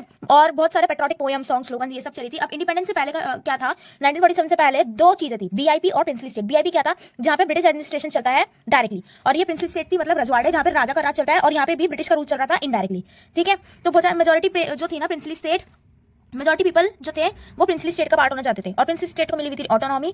ऑटोनॉमी किस चीज की, मतलब कि उन पे कोई डोमिनेट नहीं कर सकता, और उनके पास खुद की भी कोई पावर होगी, और डिमार्केशन हो गया, तो बाउंड्रीज बना रखी थी। सरदार वल्लभ भाई पटेल जी जो थे हमारे होम मिनिस्टर थे और डिप्यूटी प्राइम मिनिस्टर थे, और इन्होंने काम किया है इंडिया की यूनिटी बनाए रखने में और सारी स्टेट को जोड़ने में, ठीक है। तभी तो जो स्टैच्यू ऑफ यूनिटी बना गुजरात में, वो किसका बना है, सरदार वल्लभ भाई पटेल का। अब जो प्रिंसली स्टेट थी ना, उनसे साइन करवाया इन्होंने इंस्ट्रूमेंट ऑफ असेशन, और जो कुछ स्टेट थी जिन्होंने नहीं करा, इंस्ट्रूमेंट ऑफ असेशन एक ऐसा एग्रीमेंट था जिसके थ्रू जो प्रिंसली स्टेट है वो इंडिया का पार्ट बन जाए। तो हैदराबाद, मणिपुर, जूनागढ़ और कश्मीर लोगों ने मना कर दिया था। जूनागढ़ में ना मतलब वोटिंग हुई, जहाँ पे मेजोरिटी लोगों ने बोला कि वो इंडिया का पार्ट बनना चाहते हैं, और फिर इन्होंने जूनागढ़ वालों ने साइन कर दिया।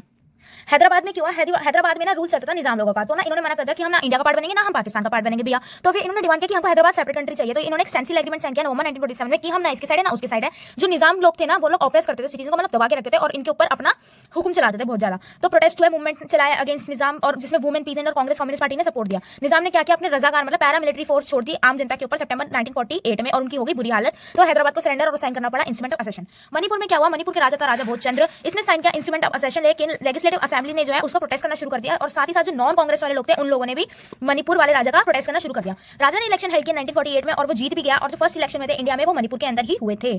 मणिपुर जो है कॉन्स्टिट्यूशनल मोनार्की बना और 1949 सितंबर में मर्जर एग्रीमेंट साइन हुआ बिटवीन इंडिया एंड मणिपुर।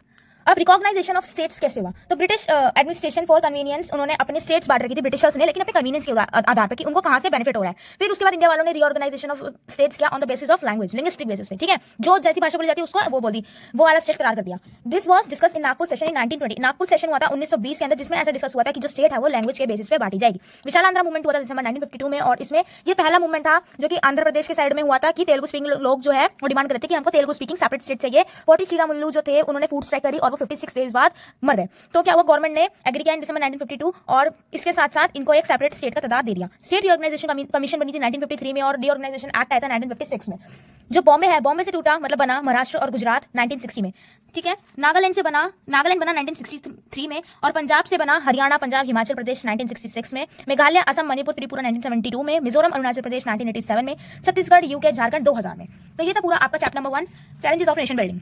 अब बढ़ते हैं चैप्टर 3 की और पॉलिटिक्स ऑफ प्लान डेवलपमेंट। इसके अंदर ना जो भी plan development plan 5 year plan ये सारे हम इसमें पढ़ेंगे। तो पहले उड़ीसा की बात सुनते हैं। तो उड़ीसा जो है वहां पे लार्जेस्ट आयरन और डेस्टिनेशन माना गया था इन्वेस्टमेंट के लिए। उड़ीसा में आयरन और पाए गए तो स्टेट गवर्नमेंट ने साइन किया एक memorandum of understanding with both domestic and international maker, जिसके पॉजिटिव पॉइंट क्या था कि कैपिटल इन्वेस्टमेंट मतलब पैसों की जो इन्वेस्टमेंट है वो उड़ीसा के अंदर बढ़ गई और इंप्लॉयमेंट अपॉर्चुनिटीज लोगों को मिलने लगी, मतलब काम यहाँ पे नौकरियां आ गई। लेकिन इसका नेगेटिव पॉइंट ये था कि जो डिस्प्लेसमेंट होने लगी इंडिजिनस लोग, जो उड़ीसा में रहने वाले आम आदमी थे ना, आम आदमी का डिस्प्लेसमेंट होने लगा, वो एक मतलब अपना देश उन्हें अपना स्टेट उन्हें छोड़ के जाना पड़ा। इन्वायरमेंट पॉल्यूशन हो रहा था, इंडस्ट्रीज लगी इसलिए, और सेंट्रल गवर्नमेंट को ऐसा लगा कि वो अंडर डेवलप में रहेंगे। लिबरल कैपिटलिस्ट मॉडल आया यूएस और यूरोप से जिसका था प्राइवेट मोटिव, और सोशलिस्ट मॉडल आया था यूएसएसआर से जिसका था गवर्नमेंट मोटिव। तो प्लानिंग क्या है? प्लानिंग को पब्लिक सपोर्ट मिला 1940s और 1950s के टाइम पर। प्लानिंग ने यूरोप को भी बहुत हेल्प किया था, जापान और जर्मनी को भी। सेक्शन ऑफ बिग इंडस्ट्रियलिस्ट, जो मतलब काफी सारे बड़े बड़े जो इंडस्ट्रियलिस्ट थे ना, जो इंडस्ट्री चलाते थे, वो लोग इकट्ठे हुए 1944 में और उन्होंने एक प्रपोजल ड्राफ्ट किया कि हम एक जॉइंट इकोनॉमी मतलब एक साथ एक इकोनॉमी बनाएंगे जो हम दूसरे की भी मदद से हेल्प करें और उसमें अपनी भी हेल्प लें। वो था उसको बोला गया बॉम्बे प्लान, जो कि 1944 में हुआ था। और ये जो प्रपोजल था ये प्लान इकोनॉमी सेटअप करने के लिए लाया गया था इंडस्ट्रीज जैसे जगहों पे। प्लानिंग कमीशन बनी 1950 में, आपने इकोनॉमिक्स में पढ़ा होगा, अगर आप पे है तो, और नहीं पढ़ा तो कोई नहीं पढ़ लो। प्लानिंग कमीशन बनी थी 1950 में और इसके चेयरमैन कौन होते थे? प्राइम मिनिस्टर, और होते हैं, ठीक है। 5 ईयर प्लान जो ये बोला गया 5 ईयर प्लान होगा, मतलब जो प्लान आएगा वो 5 साल का होगा और ये अडॉप्ट किया गया था from USSR. First 5 year plan जो है 1951 के अंदर आया था और फर्स्ट 5 ईयर प्लान में फोकस किया था एग्रीकल्चर के ऊपर, और जो उसमें था land reform, green revolution, irrigation, ये सब था। लैंड रिफॉर्म में क्या था कि जमींदार को हटा दिया जाएगा, जो टुकड़ों में जमीन बट रखी है ना उसको इकट्ठा कर दिया जाएगा, कंसोलिडेशन ऑफ लैंड, ठीक है। और लैंड सीलिंग का मतलब क्या होता है? एक लिमिट सेट कर दी कि इससे ऊपर किसी के पास भी जमीन नहीं होगी, और अगर हुई तो वो जमीन कौन ले लेगी? सरकार, और उसको दे देगी जिसके पास नहीं है। आगे समझ। सेकंड 5 ईयर प्लान में था जो कि 1956 में आया था, इसमें इंडस्ट्री के ऊपर फोकस हुआ और इंडस्ट्रीज के हित में इसके अंदर काम हुआ। Non plan and plan budget क्या है? नॉन प्लान का मतलब होता है जो कि हम डेली रूटीन में पैसा खत्म कर रहे हो। प्लान बजट में 5 ईयर प्लान को लेकर बात आती है। इसमें इंपोर्ट सब्स्टिट्यूशन के बारे में भी बोला गया। इसका मतलब है कि हम जो है इंपोर्ट सब्स्टिट्यूशन करेंगे, हम चीज मंगाएंगे नहीं, दूसरे देश से लेंगे नहीं, बल्कि अपने ही देश में से बनाएंगे। अगर हम सुई ऑर्डर कर रहे हैं तो हम अपनी मार्केट में सुई बनाएंगे और खुद बेचेंगे, मतलब खुद बनाएंगे खुद बेचेंगे, दूसरे से नहीं मंगाएंगे, ताकि हमारा जो पैसा है वो हमारे पास ही रहे। आई बात समझ।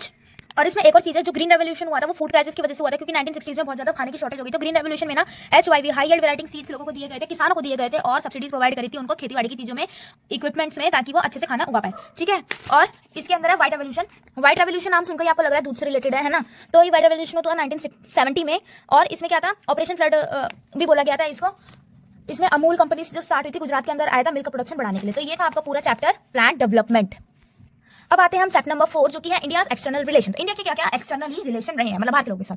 तो अगर इंटरनेशनल कॉन्टेक्स्ट में बात करें, 1947 में इंडिया आजाद हुआ था और वर्ल्ड वॉर हमने देखी है, वर्ल्ड वॉर सेकंड हुई थी 1939 से 1945 तक। तो दो चैलेंजेस रहे हैं, एक वही कि सबके लिए हमको वेलफेयर करना है और दूसरा कि डेमोक्रेसी से काम करना है। इंडिया की ये प्रॉब्लम रही है क्योंकि हमारे पास इंटरनेशनल डिस्प्यूट बहुत रहे हैं। इंटरनेशनल डिस्प्यूट मतलब दूसरी कंट्री से हमारे साथ तनाव रहे हैं, पार्टीशन हुआ है हमारा, इंडिया से टूट के पाकिस्तान बन गया, गरीबी है इंडिया के अंदर, ठीक है। तो ये हमारी प्रॉब्लम थी। Foreign relation aim of India क्या था कि हमारे फॉरेन रिलेशन कैसे होने चाहिए? हमको सबकी सोवरेनिटी मतलब जो भी पावर्स है उनकी अपनी ऑटोनॉमी उसका रिस्पेक्ट करना है हर नेशन की, और हमें अचीव करनी है सिक्योरिटी थ्रू पीस, मार्केटाइज नहीं। Directive principle of state policy लाया गया आर्टिकल 36 से 37 के अंदर, ओके। और promotion of international peace and security को बोला गया आर्टिकल 51 में। अब कौन कौन से फैक्टर्स है जो रिस्पॉन्सिबल है for foreign policy of nation? तो सबसे पहले domestic environment and international environment, मतलब जो विद इन कंट्री का हाल है और जो बाहर की, जो इंडिया के बाहर का जो हाल है, ये सारे दो फैक्टर्स रिस्पॉन्सिबल है फॉरेन पॉलिसी के। नाटो जो है कि ये है एक यूएसए की मिलिट्री अलायंस, और जो वॉर्सो पैक्ट है ये है यूएसएसआर की मिलिट्री अलायंस। यूएसएसआर पता है ना सबको क्या है? तो इंडिया ने चूज किया नॉन अलाइन मूवमेंट, मतलब कि ना हम नाटो में जाएंगे ना हम वॉर्सो पैक्ट में जाएंगे, हम किसी के साथ नहीं जाएंगे। इंडिया को आइसोलेट नहीं होना था, मतलब एक जगह अलग होकर नहीं रहना था। इंडिया ने एक बहुत ही बड़ी स्ट्रगल फेस करी है अगेंस्ट कॉलोनिज्म और इन्फ्लुएंस लिबरल और एशियन एंड अफ्रीकन, ठीक है। Contact between leaders created by Subhash Chandra boss. India में इन शॉर्ट इंडिया को आइसोलेट नहीं होना था, इंडिया को अपने डेवलपमेंट पे भी काम करना था। तो इंडिया ने सोचा कि ये लड़ाई झगड़े नाटो वॉर्सो पैक्ट से अच्छा है कि हम अभी अपने डेवलपमेंट में ध्यान दें। तो नेहरू जी के क्या रोल रहे? तो नेहरू जी जो थे वो हमारे फर्स्ट प्राइम मिनिस्टर थे और फॉरेन मिनिस्टर थे एज वेल एज। इन्होंने इन्फ्लुएंस किया हमारी foreign policy bye formulation and implementation, मतलब बनाना और लागू करना। 3 ऑब्जेक्टिव्स क्या थे नाम के, ये इंपॉर्टेंट है, आ जाता है पेपर में आपका 4 नंबर में। Preserve sovereignty, protect territorial disintegration, promote economic development. मतलब जो लोगों की पावर, जो स्टेट्स की पावर है, जो खुद की है ना, उसको बचा के रखो, ऑटोनॉमी को, और प्रोटेक्ट करो जो भी विद इन अ टेरिटरी, एक राज्य में या फिर एक बाउंड्री के अंदर जो भी प्रॉब्लम आ रही है उसको सॉल्व करो और प्रोटेक्ट करके रखो उनकी इंटीग्रेशन को, उनकी यूनिटी को, और प्रमोट करो डेवलपमेंट को। Bhimrao Ambedkar US pro democracy वाला मॉडल को पसंद था और वो फेवर करते थे बीजेएस को। अब डिस्टेंस फ्रॉम 2 कैंप्स, तो ये क्या है? यूएसए और यूएसएसआर, ठीक है, इनके बीच हम नहीं फंस गए हैं, ना हम इसके पास गए ना हम इसके पास गए, हमने अपनाया नाम, ठीक है। इससे क्या हुआ? ताकि कोल्ड वॉर की टेंशन कम हो जाए, वरना हम भी कोल्ड वॉर का पार्ट बन के रह जाते। और यूएन पीस कीपिंग ऑर्गेनाइजेशन थी, पाकिस्तान ने ज्वाइन कर लिया था यूएस को। और इंडिया चाइना रिलेशन जो है खराब हो गए थे 1950 में इंपोर्ट सब्स्टिट्यूशन पॉलिसी की वजह से, क्योंकि हमने इंपोर्ट करना बंद कर दिया था चाइना से और अपना खुद बनाने लगे थे, और हमारा जो इंटरेक्शन है वो लिमिटेड हो गया था। Afro Asian unity, Asian relation conference हुई थी मार्च 1947 में, इंटरनेशनल कॉन्फ्रेंस हुआ था 49 में, और support decolonisation from Dutch to Indonesia. Decolonisation मतलब वही जो अंग्रेज पे राज कर रहे थे वो खत्म, उसको खत्म करने का सपोर्ट किया गया from Dutch to Indonesia. Afro Asian conference हुई थी 1955 में। इसमें कंफ्यूज मत होना, ये एशियन रिलेशन कॉन्फ्रेंस थी और ये एफ्रो एशियन कॉन्फ्रेंस थी, और एफ्रो एशियन कॉन्फ्रेंस को ही बैंडन कॉन्फ्रेंस बोला गया था, ठीक है। फर्स्ट समिट ऑफ नाम हुई थी बेलग्रेड 1961 में। Peace and conflict with China, जिसको साइनो इंडियन भी बोला गया। तो चाइना और इंडिया में क्या पीस एंड कॉन्फ्लिक्ट्स रहे हैं? First country to recognise communist, China was the first country जिसने कम्युनिस्ट पार्टी के बारे में बताया। चाइना का जो बॉर्डर है वो पैरामिलिट्री फोर्स से गाइडेड है, और चाइना और इंडिया ने पंचशील एग्रीमेंट साइन कर रखा है, जिसका मतलब है प्रिंसिपल ऑफ 5 कोएग्जिस्टेंस वो 1945 में साइन किया था। इसमें 5 रूल लिखे गए हैं प्रिंसिपल्स की, कैसे हमारे बीच अच्छे रिलेशन बनके रहेंगे, और ये पीएम नेहरू एंड जोहू इनलाई ने साइन किया था। चाइना ने इन्वेस्ट किया 1960 के अंदर, कहां पर? तिब्बत में, ठीक है। चाइना इन्वेशन इन 1962। पहले चाइना ने ना तिब्बत में कब्जा किया था 1950 में। तो तिब्बत का जो लीडर था ना दलाई लामा, उसने इंडिया से रिक्वेस्ट करी कि प्लीज भैया हेल्प मी। चाइना ने अलग किया इंडिया को कि आप एंटी चाइनीज एक्टिविटी कर रहे हो, अगर आप तिब्बत को सपोर्ट करोगे तो आप एंटी चाइनीज एक्टिविटी करोगे, तो जिससे हमारी बाउंड्री में डिस्प्यूट्स आने लगे। और चाइना ने क्लेम किया जो इंडिया का नॉर्थ ईस्ट वाला पार्ट है वो उनका है, जैसे कि लद्दाख, मिजोरम, असम, जम्मू एंड कश्मीर, ये सब चाइना ने बोला कि हमारा है। ऐसे ये नेफा बन गया, नॉर्थ ईस्ट फ्रंटायर एजेंसी, नेफा जैसे अरुणाचल प्रदेश वाले एरिया को, ठीक है, नॉर्थ ईस्ट वाले एरियाज को चाइना ने मैसिव अटैक किया, और ये अटैक पूरे 1 हफ्ते तक चला, जिसके तहत इन्होंने अरुणाचल प्रदेश को अपने अंडर कर लिया। इसको सेकंड वेव, और इसी की second wave within a month आ गई थी, मतलब दूसरी बारी उन्होंने 1 महीने में 2 बार कब्जा कर लिया। और India block Chinese advance in Ladakh, China Assam plains तक आ गए थे, और China declare unilateral peace fire, मतलब कि चाइना ने फिर सरेंडर कर दिया था। सोवियत यूनियन जो था इस मामले में पूरा न्यूट्रल था, उन्होंने किसी की साइड नहीं बोला, ठीक है। सेंस ऑफ ह्यूमिलेशन था क्योंकि उनके अंदर, और कमांडर रिजाइन और retire. CPI amber arrested for pro Chinese activity, ठीक है। नॉर्थ ईस्ट रीजन जो था वो आइसोलेटेड हो गया और अंडर डेवलप रह गया। नागालैंड ग्रांटेड स्टेटहुड, नागालैंड को एक डिफरेंट स्टेटहुड प्रदान कर दिया गया, और मणिपुर त्रिपुरा जो है एक यूनियन टेरिटरी बन गया, और उनको अपने खुद का लेजिस्लेचर इलेक्ट करने का हक दिया गया। वॉर एंड पीस क्या रही है हमारी पाकिस्तान के साथ? तो हमारी वॉर 1947 में जब पाकिस्तान हमसे ही अलग होकर बना था, तो हमारे पास वाटर शेयरिंग पे, रिवर शेयरिंग पे डिस्प्यूट रहते हैं, और इंडस वाटर ट्रीटी जो है हमारी साइन हुई थी बिटवीन नेहरू एंड आयूब खान जो उनका जनरल था। 1965 में जो है सीरियस आर्म कॉन्फ्लिक्ट, हथियारों वाली लड़ाई हुई थी बिटवीन बोथ द कंट्रीज, और 1965 में पाकिस्तान ने लॉन्च किया था attack on run of Kutch Gujarat. Jammu and Kashmir issue भी हमारे चलता रहता है, इनफैक्ट आज तक चल रहा है। शास्त्री जी ने ऑर्डर किया था Indian troops on Punjab border came to an end in UN, और ये पूरी लड़ाई कश्मीर इशू वाली बंद हुई थी जब यूएन ने इसके अंदर बोला, यूनाइटेड नेशन ने। फिर हमारे बीच एक ताशकंद एग्रीमेंट साइन हुआ जो कि शास्त्री जी ने साइन किया था यूएसएसआर के अंदर जनवरी 1966 में। बांग्लादेश वॉर 1971 में क्या हुआ? बांग्लादेश को आजाद कराने में इंडिया ने हेल्प करी, जिसकी वजह से जो है पाकिस्तान चिढ़ गया था कि इंडिया ने हेल्प करी, तो हमारी पाकिस्तान से भी लड़ाई शुरू हो गई थी इसी बारे में। ये सब मैं एक्सप्लेन नहीं कर रही हूँ क्योंकि मैं ऑलरेडी बहुत बार बता चुकी हूँ, आप एक बार इस पर नजर डाल लो। इंडिया ने साइन किया 20 year treaty of peace and friendship. Pakistan aircraft attack Punjab and Rajasthan. India ने रिटेलिएट किया air force, navy, army on both western and eastern front. India ने लगाई अपनी पूरी वेस्टर्न और ईस्टर्न फ्रंट पे अपनी नेवी फोर्स, एयरफोर्स और नेवी और आर्मी लगाती। इंडियन आर्मी ने surrounded Dhaka from 3 side. Indian army ने ढाका जो बांग्लादेश के अंदर है उसको 3 साइड से घेर लिया, और फिर पाक ने सरेंडर कर दिया। इंडिया ने डिक्लेयर किया एक यूनिलेटरल पीस फायर, ठीक है। शिमला एग्रीमेंट हुआ फिर between Indira Gandhi and Bhutto on July 3, 1972। India ने इनिशिएट किया एक development planning and department of defence production, okay. फिर इंडिया की न्यूक्लियर पॉलिसी क्या थी? तो पहला न्यूक्लियर एक्सप्लोजन जो था हमारी गवर्नमेंट ने मई 1974 में किया था, और इंडिया को जनरेट करनी थी एटॉमिक एनर्जी पीस के पर्पस से। हमारा मोटिव ये था कि हम लड़ाई दंगे के लिए बम नहीं बना रहे, हमको पीस के लिए चाहिए, अपनी सिक्योरिटी के लिए चाहिए। 5 परमानेंट मेंबर जो थे यूनाइटेड नेशन के, उन्होंने ट्राई किया था कि the nuclear non proliferation treaty NPT 1968 में लग जाए, जिसमें क्या था, हमें लगा कि ये डिस्क्रिमिनेशन है, टोटल भेदभाव है उन कंट्रीज के जिनके पास न्यूक्लियर पावर नहीं है, क्योंकि और इसलिए इंडिया ने इसको साइन करने से मना कर दिया था कि हम अभी तो आजाद हुए, हमको अपनी सिक्योरिटी के लिए एटलीस्ट पीस के लिए न्यूक्लियर पावर की जरूरत है। अगर किसी डेवलपिंग कंट्री ने हम पे हमला कर दिया तो हमारा क्या होगा? अरब इजराइल वॉर हुई थी 1973 में। It is additional topic and important too, ठीक है। तो एंटायर वर्ल्ड इफेक्ट हुआ था बाय दिस, क्योंकि अरब में बहुत ज्यादा ऑयल होता है और ऑयल एक्सपोर्टर सबसे बड़ा अरब ही था उस टाइम। तो ये बहुत बड़ा ऑयल स्टॉक था, जो तेल के प्राइस थे वो बढ़ गए थे, पेट्रोल के प्राइस बढ़ गए थे, और बहुत ज्यादा महंगाई आ गई थी, इकोनॉमिक टर्मोइल आ गया था, मतलब सब कुछ हिल गया था। देख रहे हो, ग्राफ भी बना रखा मैंने। ब्रिटेन ने अटैक किया था इजिप्ट में 1956 में through Swiss canal. Indian national army form हुई थी 1942 में, और सोवियत यूनियन ने अटैक किया था हंगराई पे 1956 में। मार्च 1947 में आशियान रिलेशन कॉन्फ्रेंस हुई थी और अफ्रो एशियन कॉन्फ्रेंस 1955 बैंडंग में हुई थी और 1964 में सीपीआई दो पार्ट में बढ़ गई थी, सीपीआई एम और सीपीआई। शिमला एग्रीमेंट हुआ था 1972 में बिटवीन इंडिया एंड भुट्टो और फरका एग्रीमेंट हुआ था 1977 में और कारगिल वॉर हुई थी 1999 में। तो ये था आपका पूरा चैप्टर नंबर 4। अब आते हैं आपके chapter 5 challenges to and restoration of the Congress system. तो चैलेंजेस क्या आते हैं, एक तो पीएम नेहरू जो है 1964 में पास उनकी डेथ हो गई थी, ही वाज पास्ड अवे 1964। अब ये चैलेंजेस था कि नेहरू जी के बाद कौन हमारा प्राइम मिनिस्टर बनेगा। तो 1960s वर लेबल्ड एज डेंजरस डिकेड क्योंकि 1960s के टाइम पे बहुत कुछ हो गया था और बहुत सारी प्रॉब्लम थी जो अनरिजॉल्व थी, जैसे कि पॉवर्टी, इनइक्वालिटी और रीजनल डिवीजन।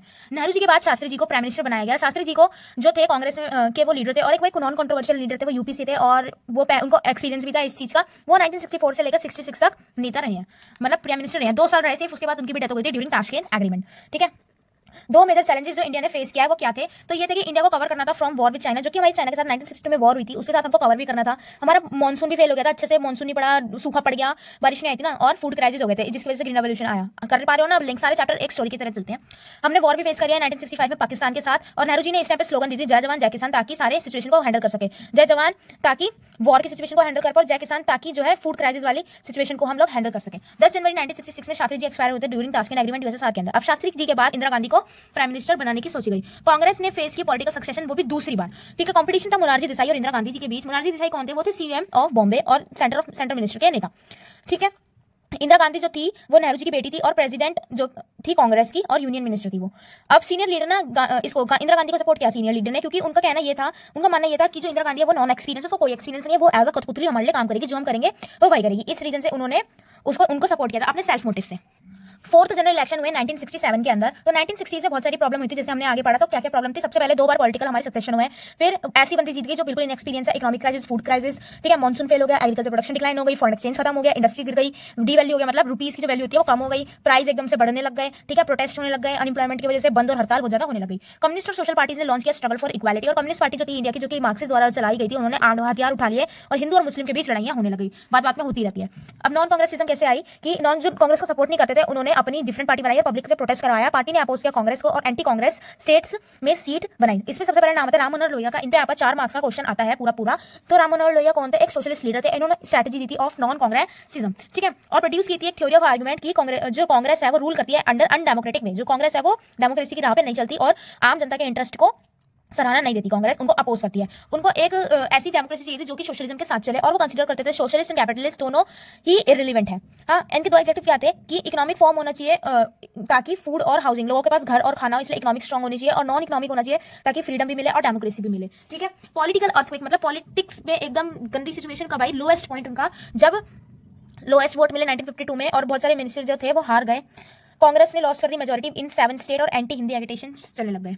अब इधर से बात आती है थोड़ी कोलिजन की। कोलिजन का मतलब होता है संगठन की सरकार, मान लो एक पार्टी को मेजोरिटी नहीं मिली, एक पार्टी को मेजोरिटी नहीं मिली, तो इन लोगों ने अपनी संगठन बना दी, साथ इकट्ठा होगा। अब इन दोनों के पास, जहां के पास 5 वोट थे, के पास 5 वोट थे, मिलकर कितने हो गए 10, तो इन्होंने अपनी मेजोरिटी बना दी, इसको कहते हैं कोलिजन। आई बात समझ। तो 1967 में कोलिजन का फिनोमिना चलने लग गया, कोई भी सिंगल पार्टी को मेजोरिटी नहीं मिली थी। नॉन कांग्रेस पार्टी जो है वो इकट्ठी होकर उन्होंने अपने संयुक्त विधायक दल बना लिया। एसवीडी जो है वो 2 पार्टी से मिलकर बनी थी, एसएसपी और पीएसपी। डिफेक्शन का मतलब होता है जब कोई एक इलेक्टेड नेता जो रिप्रेजेंटेटिव है, इलेक्ट हो चुका है, वो अपनी पार्टी छोड़ के, जिसके सिंबल पे वो इलेक्ट होता है, जीता था, वो छोड़ के दूसरी पार्टी ज्वाइन कर ले। मान लो एग्जांपल के लिए केजरीवाल जो है आम आदमी पार्टी का है, ठीक है, कौन, केजरीवाल। अब वो अपनी ये पार्टी छोड़कर ज्वाइन कर ले बीजेपी, जीता तो वो बीजेपी के जीता तो वो आम आदमी के नाम पर है, लेकिन वो क्या ज्वाइन कर ले, बीजेपी, तो उसके क्या है, डिफेक्शन। इसमें बुक में एग्जांपल भी आयाराम गयाराम के नाम से, जिसने एक दिन में 2 से 3 बार अपनी पार्टी चेंज करी थी। नॉन कांग्रेस जो है हरियाणा और एमपी और यूपी में हुई थी। स्प्लिट इन कांग्रेस मतलब कांग्रेस में कैसे बिछड़ा हुआ है, कांग्रेस कैसे अलग हुई, फिल्मी से अलग हो गई कांग्रेस कैसे, ठीक है। तो कांग्रेस ने बहुत सारी स्टेट्स में मेजोरिटी लॉस कर दी। अब यहाँ पर इंदिरा गांधी वर्सेस सिंडिकेट हो गया। सिंडिकेट कौन थे, सिंडिकेट पे पूरा 6 मार्क्स का क्वेश्चन आता है आपका, 4 नंबर का भी आ सकता है, 6 नंबर का भी क्वेश्चन आ सकता है, तो इंपॉर्टेंट है। सिंडिकेट जो पुराने और इन्फ्लुएंशियल लीडर थे जिन्होंने इंदिरा गांधी को जिताया। सिंडिकेट ने अपने आप को ओ बोला, मतलब ऑर्गेनाइजेशंस, और इन्होंने इंपॉर्टेंट रोल प्ले किया था इंदिरा गांधी को लाने के अंदर, और उन्होंने एक्सपेक्ट किया था कि इंदिरा गांधी उनके हाथों की कुतपुतली बनकर रहेगी, उनके कहने पे काम करेगी, लेकिन ऐसा बिल्कुल नहीं हुआ। इंदिरा गांधी ने सिंडिकेट को साइडलाइन कर दिया और अपने हिसाब से सब कुछ इन्होंने चलाया। इंदिरा ने 2 चैलेंजेस फेस किए, एक तो उनको सिंडिकेट से आजादी चाहिए थी, ऊपर से उनको कांग्रेस को दोबारा से रिवाइव करना था, पबजी वाले ज्यादा से जानेंगे इसका मतलब। तो इन्होंने कन्वर्ट कर दिया एक सिंपल पावर स्ट्रगल को आइडियोलॉजिकल स्ट्रगल में, और 10 पॉइंट प्रोग्राम लाई 1967 में। कौन लाई, इंदिरा गांधी। इसके अंदर उन्होंने social control of bank, nationalism, income ceiling, urban property और लैंड रिफॉर्म के जैसी चीजों के बारे में काम किया। 10 प्रोग्राम से। अब प्रेसिडेंट के इलेक्शन हुए थे 1969 में, ठीक है, जाकिर हुसैन जी की डेथ हो गई थी, तो सिंडिकेट ने नॉमिनेट किया था अपनी तरफ से रेड्डी को, और जो इंदिरा गांधी थी उन्होंने अपनी तरफ से किया था वीवी गिरी को, जो कि वाइस प्रेसिडेंट थे, वीवी गिरी को। तो यहाँ से ना इस पड़ाव से जो सिंडिकेट वर्सेस इंदिरा गांधी है, ये ऊंचे फोरम में आया और सबके पास क्लियर हो गया कि हाँ, इनके बीच दुश्मनी चल रही है। तो क्या हुआ, Congress president Nijalingappa issue wipe out vote for Reddy. इन्होंने बोला कि जो रेड्डी जी के लिए ऐसे वोट हो रहे हैं जो कि इलीगल वोटिंग हो रही है। तो इंदिरा गांधी को सपोर्ट मिला और इंदिरा गांधी का जो वीवी गिरी था वो जीत गया, विक्ट्री हो गई उसकी, जिस वजह से उनका फुल फॉर्म में इनकी लड़ाई स्प्लिट आने लग गई। और सिंडिकेट ने अपने आप को बोला ऑर्गेनाइजेशन और इंदिरा गांधी ने बोला अपने आप को कांग्रेस रिक्वेशनिस्ट आर। ठीक है, ideology between socialist and conservatives. अब गवर्नमेंट ने एबॉलिश कर दिया प्रीवी पर्स। प्रीवी पर्स क्या था? प्रीवी पर्स एक ऐसी स्पेशल ऑटोनॉमी थी जो कि प्रिंसली स्टेट को दी गई थी थ्रू इंस्ट्रूमेंट ऑफ एसेशन की, उनमें इसको स्पेशल पावर मिलेगी, राइट टू प्रॉपर्टी भी मिलेगी। इनको राजा महाराजा को। तो ये थ्रू अमेंडमेंट 1970 अबॉलिश मतलब हटा दिया गया। 1971 इलेक्शन में क्या हुआ, जो स्प्लिट था ना, split reduce Indira Gandhi majority. अब जब ओआर में बढ़ गया तो इससे क्या हुआ, इंदिरा गांधी की भी मेजोरिटी उसके हाथ से चली गई। और 5 जनवरी इलेक्शन हुए 1971 में। कांग्रेस और नॉन कम्युनिस्ट पार्टी और जितने भी नॉन कांग्रेस लोग थे ये सारे इकट्ठा हुए और उन्होंने अपना अलायंस बनाया जिसको नाम दिया ग्रैंड अलायंस। एसएसपी, पीएसपी, बीजेए, स्वतंत्र अलायंस ने भी अपना एक अलायंस बना दिया सीपीआई के साथ। ठीक है, ऑपोजिशन ने एक प्रोग्राम चलाया इंदिरा हटाओ। इंदिरा गांधी थी दिमागदार, उसने इस प्रोग्राम को नेगेटिव से पॉजिटिव में बदल के इंदिरा हटाओ से करते गरीबी हटाओ और टारगेट किया वुमेन्स को, दलित को, लेबर को, आदिवासी को, अनएम्प्लॉयमेंट लोगों को। ठीक है, कि मैं तुम्हें इनकम दूंगी, पैसा दूंगी, घर दूंगी, ये सब करूंगी, और वो आ गए इनकी बातों में। आउटकम्स क्या हुआ इसके कि कांग्रेस आज होती, मतलब इंदिरा गांधी जीत गई और ग्रैंड अलायंस को ग्रैंड फेलियर मिली। और 1971 के बाद ईस्ट पाकिस्तान में हुआ था ना बांग्लादेश क्राइसिस, ये सब हुआ। ठीक है, फिर डोमिनेंस जो है कांग्रेस की रिस्टोर हो गई। कांग्रेस जो थी डिपेंड हो गई सोशल ग्रुप जैसे कि women, poor, Dalit, Adivasi and the minorities, और रिस्टोर किया by changing nature of Congress. ठीक है, अब ये था आपका पूरा चैप्टर। इसके साथ हम आते हैं नेक्स्ट चैप्टर में जो कि है क्राइसिस ऑफ डेमोक्रेटिक ऑर्डर। इसका नाम बदल के कर दिया गया डेवलपमेंट ऑर्डर है, पुरानी बुक में बढ़िया है क्राइसिस ऑफ डेमोक्रेटिक ऑर्डर। तो डेमोक्रेटिक ऑर्डर में क्या क्या क्राइसिस आए, आपदा क्या क्या आई। तो इकोनॉमिक कॉन्टेक्स्ट की अगर बात करें तो 5th जनरल इलेक्शन हुए थे 1971 में और कांग्रेस ने स्लोगन दी थी गरीबी हटाओ। बांग्लादेश क्राइसिस जब हुए थे तो उससे क्या हुआ, इंडिया को जो यूएस से मदद मिल रही थी वो रुक गई, जिसकी वजह से इन्फ्लेशन मतलब महंगाई बढ़ गई, ऑयल के प्राइसेस जो है इंक्रीज हो गए, ग्रोथ रेट हमारी बहुत ज्यादा पुअर हो गई, अनएम्प्लॉयमेंट हो गया और गवर्नमेंट ने फ्रोज कर दी सैलरीज ऑफ एम्प्लॉयज, मतलब रोक दी, और मॉनसून भी फेल हो चुका था। इंक्रीज हुआ मार्क्सिस्ट और नक्सलिस्ट एक्टिविटी में। अब गुजरात और बिहार के अंदर कुछ स्टूडेंट मूवमेंट हुए। इसमें क्या था, गुजरात में स्टूडेंट प्रोटेस्ट स्टार्ट हुआ जनवरी 1947 में, जिसके अंदर जो प्राइस बढ़ रहे थे और फूड ग्रेन वगैरह इन सब की चीजों को लेकर इन्होंने प्रोटेस्ट किया और इसको पॉलिटिकल जो कांग्रेस की अपोजिट पार्टी थी उन्होंने बहुत ज्यादा सपोर्ट मिला और डिमांड करी इन्होंने फ्लैश इलेक्शन की। मोरारजी देसाई ने अपना एक इंडेफिनिट फास्ट अनाउंस कर दिया था। 1957 में जो है री इलेक्शन हुआ और कांग्रेस हार गई गुजरात में। अब बिहार के अंदर क्या हुआ, बिहार में भी स्टूडेंट प्रोटेस्ट हुआ सितंबर 1974 में। ये भी सेम इशू पे हुआ था कि प्राइस बढ़ रहे हैं और स्कार्सिटी है, अनएम्प्लॉयमेंट है। इन्होंने इनवाइट किया अपने प्रोटेस्ट में जयप्रकाश नारायण को। जयप्रकाश नारायण से रिलेटेड 4 मार्क्स का आपका क्वेश्चन आता है। तो जयप्रकाश नारायण ने बोला कि मैं ज्वाइन करूंगा लेकिन 2 शर्तें, एक तो ये जो मूवमेंट है पूरा नॉन वायलेंट होना चाहिए, कोई भी लड़ाई दंगे नहीं होने चाहिए और वाइड स्प्रेड होना चाहिए, बिहार तक ही नहीं रहना चाहिए। तो जेपी ने डिमांड किया dismissal of Congress government, Congress government को डिसमिस कर दो और टोटल रेवोल्यूशन लाओ, पॉलिटिकली भी, सोशली भी और इकोनॉमिकली भी। सीरीज चले बंद के गैरोज और हड़ताल की स्ट्राइक चली गवर्नमेंट ऑफ बिहार के थ्रू और गवर्नमेंट ने रिफ्यूज कर दिया साइन करने से इसको, कि गवर्नमेंट ने रिफ्यूज कर दिया कि हम रिजाइन नहीं करेंगे। और फिर क्या हुआ, वर्ल्ड वाइड स्ट्राइक चली थी, रेलवे एम्प्लॉयज ने एक स्ट्राइक चला दी। Jayaprakash led people march in 1975 to parliament, largest political rally निकली 1975 में, लार्जेस्ट पॉलिटिकल रैली निकली थी बिहार से पार्लियामेंट तक ये चले थे। नॉन कांग्रेस वाले लोगों ने सपोर्ट किया जयप्रकाश नारायण को। अब जुडिशरी के साथ क्या कॉन्फ्लिक्ट है, जो पार्लियामेंट था ना वो एक अच्छा खासा फंडामेंटल राइट्स नहीं प्रोवाइड कर पा रहा था, न्याय नहीं दे पा रहा था किन लोगों को, आम जनता को, और can not amend in such a manner where rights are curtailed. ठीक है, और पार्लियामेंट ने कहा था कि आप ऐसे तरीके से नहीं फंडामेंटल राइट्स ऐसी चीजें नहीं कर सकते जिससे लोगों के राइट्स में हानि हो। केशव नंदा भारती केस हुआ था 1973 में, इसके बारे में एग्जाम में नहीं आता है। ठीक है, vacancy for chief justice of India निकली थी एन रे, जो कि 4th सीनियर थे, मतलब जैसे 1st, 2nd, 3rd, 4th ऐसे जो सीनियर मोस्ट होता है ना उसको बनाते हैं चीफ जस्टिस ऑफ इंडिया। ये हमने 11th में पढ़ा था, लेकिन एन रे को बनाया गया था जो कि 4th नंबर पे सीनियर थे, मतलब उनसे पहले जो 3 लोग थे उनको नहीं बनाया गया क्योंकि वो इस केस से लिंक्ड थे। अब इमरजेंसी डिक्लेयर कर दी इंदिरा गांधी। क्या हुआ, Jagmohan Lal Singh pass judgement that Indira Gandhi election was invalid. तो ये जो थे ना जगमोहन लाल सिंह, इन्होंने बोला कि जो इंदिरा गांधी की जो इलेक्शन है वो इनवैलिड है। किस ग्राउंड पे बोला, इस ग्राउंड पे बोला कि जो इंदिरा गांधी है उन्होंने इलीगल चीजें करी हैं ड्यूरिंग हर इलेक्शन के टाइम पर। उन्होंने बोला गया कि आप या तो विद इन 6 मंथ्स अपना मेजोरिटी वापस लेकर आओ एज एमपी, या तो आपकी पार्टी को डिसमिस कर दिया जाएगा लोकसभा के अंदर। तो इससे क्या हुआ, जेपी नारायण ने स्ट्राइक एंड मार्च जो निकाले थे रामलीला ग्राउंड पे 1975 में, इसी से रिलेटेड की इंदिरा गांधी अपने आप को रिजाइन करे और नेशन वाइड सत्याग्रह चला था उनकी रेजिग्नेशन के ऊपर। और गवर्नमेंट एम्प्लॉयज जो थे उन्होंने ऑबे करना बंद कर दिया था गवर्नमेंट का। पॉलिटिकल मोड ऑफ कंट्री जो था वो कांग्रेस के अगेंस्ट हो गया था और बहुत ज्यादा इंटरनल डिस्टर्बेंस हो गई थी, मतलब टोटली सब कुछ इंदिरा गांधी के अगेंस्ट हो गया था। आर्टिकल 352 के तहत जो है इंदिरा गांधी ने इमरजेंसी डिक्लेयर कर दी, खुद ही किसी से सलाह मुश्वरा करे, और ये बोला गया। और इमरजेंसी 2 फेसेस पे हो सकती है, या तो जब हम एक्सटर्नल थ्रेट हो, मतलब बाहर से हमें थ्रेट आ रहा हो, या तो इंटरनल डिस्टर्बेंस हो। लेकिन ऐसे ज्यादा कुछ तो था नहीं, पर उन्होंने तब भी कर ही दिया इंटरनल डिस्टर्बेंस के बेसिस पे इमरजेंसी को लागू। 25 जून 1975 में इमरजेंसी डिक्लेयर कर दी गई, जिसके दौरान क्या हुआ, सारे न्यूज़पेपर ऑफिस की बिजली जो है काट दी गई ताकि वो कुछ छाप ही ना पाए। बहुत सारे नंबर के तादाद में लीडर को जो है अरेस्ट कर लिया गया जो कि ऑपोजिशन में थे, और कैबिनेट को इन्फॉर्म किया गया सुबह के 6 बजे 26 जून को, जबकि 25 जून की रात को हो चुकी थी इमरजेंसी लागू, और लागू होते ही उसने काम कर दिया था ये सारा और इन्फॉर्म तक नहीं किया था। कॉन्सिक्वेंस क्या हुए कि बहुत ज्यादा स्ट्राइक निकली, लीडर अरेस्ट हुए और बहुत सारे जो लीडर थे वो अंडरग्राउंड हो गए। लोगों की जो न्यूज़पेपर वालों की जो फ्रीडम थी उसको सस्पेंड कर दिया गया, मतलब वो अपनी मर्जी से कुछ छाप भी नहीं पा रहे थे, सेंसरशिप लगा दी थी प्रेस के ऊपर। और बहुत सारे फंडामेंटल राइट्स भी जो है सस्पेंड कर दिए गए थे, क्योंकि इमरजेंसी में लोगों के जो फंडामेंटल राइट्स होते हैं वो सस्पेंड हो जाते हैं। फंडामेंटल राइट्स उनसे छीन लिया जाते हैं, वो आप कोर्ट में जाकर उनके लिए नहीं बोल सकते। ठीक है, लोगों को अरेस्ट कर दिया गया था किस बेसिस पे? प्रिवेंटिव डिटेंशन, मतलब कि आने वाले टाइम में ये कुछ गलत कर सकते हैं, इस बेसिस पे उनको आज ही अरेस्ट कर लिया गया बिना किसी प्रूफ के। बहुत सारे पॉलिटिकल वर्कर्स जो है अंडरग्राउंड हो गए। फिर जिनको पद्म भूषण मिला था ना, उन लोगों ने अपने अवार्ड्स को वापस कर दिया गवर्नमेंट को कि हमको नहीं चाहिए। और जो ड्यूरेशन था वो 5 से 6, जो क्या बोलते हैं, एक ड्यूरेशन रहता है ना किसी भी इलेक्शन का कि 5 साल में इलेक्शन होंगे, तो वो उस टाइम 5 से 6 साल तक का कर दिया गया था। इलेक्शन पोस्टपोन हो गया था ड्यू टू इमरजेंसी। तो एक क्वेश्चन उठता है, क्या इमरजेंसी उस टाइम पे नेसेसरी थी लगानी, क्योंकि इतनी क्रिटिकल सिचुएशन नहीं थी। कॉन्स्टिट्यूशन ने साफ साफ मेंशन किया है कि इमरजेंसी या तो डिक्लेयर होगी जब इंटरनल डिस्टर्बेंस हो या फिर एक्सटर्नल डिस्टर्बेंस हो। लेकिन लोगों ने बोला कि जो right to protest against government है ये भी खत्म हो जाता है हमारा इमरजेंसी के दौरान। और बिहार और गुजरात में जो मूवमेंट थी वो भी टोटली नॉन वायलेंट मूवमेंट थी, ऐसी तो कुछ मारकटाई हुई भी नहीं थी, वो लोग अहिंसा की राह पे चल रहे थे। और जो बहुत सारे लीडर थे ना जिनको अरेस्ट किया गया था, वो पहले कभी किसी क्रिमिनल केस में एंगेज थे ही नहीं, और इन्होंने ना कभी कोई अनडेमोक्रेटिक या ना ही तो वायलेंट वाली एक्टिविटी करी है, और कोई भी केस उनके अगेंस्ट रजिस्टर नहीं था। तो उनको किस बेसिस पे उन्होंने कैद किया? इंदिरा गांधी ने टोटली मिसयूज किया था कॉन्स्टिट्यूशन के प्रोविजंस का अपने आप को बचाने में, तो इस टाइम ये गलत थी। तो what happened during emergency? Government ने बोला कि that it want to use emergency to bring law and order, कि जो वो इमरजेंसी को लॉ एंड ऑर्डर को लाने के लिए करना चाहते थे। तो फिर इन्होंने अपने आप को ढकने के लिए 20 प्रोग्राम को लाए, जिसके अंदर land reform, land distribution, review of agriculture, ये सारी चीजें इंक्लूड थी। अब middle happy because of end of agitation. इसका मतलब क्या हुआ कि जो पुअर और जो रूरल एरिया वाले लोग थे ना, जो गरीब और गांव वाले लोग थे, उनको वो एक्सपेक्टेड थे कि उनको इफेक्टिव इंप्लीमेंटेशन मिलेगा ऑफ वेलफेयर, जो कि गवर्नमेंट ने उनको प्रॉमिस किया था, बट ऐसा नहीं हुआ। और जितने भी प्रॉमिसेस सरकार द्वारा किए गए थे ना उन लोगों को, वो सारे अनफुलफिल्ड रहे। अनफुलफिल्ड मतलब नहीं पूरे कर पाए। दिल्ली की power supply corporation receive verbal order from the office of governor to cut the power of all newspaper, मतलब इनको ऑर्डर दी गई थी कि सारे न्यूज़पेपर्स की जो पावर वो कट करते।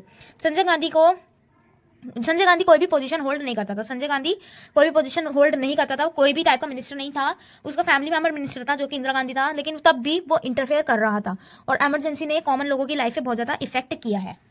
अब कॉमन पीपल की लाइफ पे इमरजेंसी ने कैसे इफेक्ट किया है? तो सबसे पहले कस्टोडियल डेथ, टॉर्चर, मतलब कस्टडी में उनकी डेथ हो रही थी और टॉर्चर किया जा रहा था बहुत ज्यादा, और जबरदस्ती लोगों के साथ करी जाती, जबरदस्ती उनकी रिएलोकेशन करी जाती। लेसन क्या मिला है हमको इमरजेंसी से?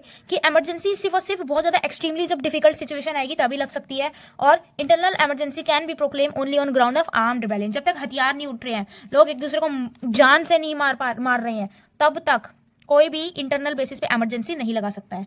और इमरजेंसी जो है वो हर किसी को उसने अवेयर करा दिया कि लोगों के सिविल राइट्स और सिविल लिबर्टीज कितनी इंपॉर्टेंट है। वरना कोई राइट्स का जो है महत्व नहीं समझ रहा था। जब इमरजेंसी लगी तो उन्हें पता चला कि हमारे अधिकार कितने इंपॉर्टेंट है। ठीक है, कोर्ट ने एडवाइस किया कि प्रोटेक्ट करना है अपनी फ्रीडम लिबर्टी को, और एक्चुअल इंप्लीमेंटेशन इमरजेंसी की rule took place through the police and the administration. मतलब कि इमरजेंसी लगेगी तो वो तो बोलती है कि प्राइम मिनिस्टर लग गई इमरजेंसी, उसके बोलने से लग जाती है क्या? लग जाती है, लेकिन कंट्रोल कौन करेगा? पुलिस।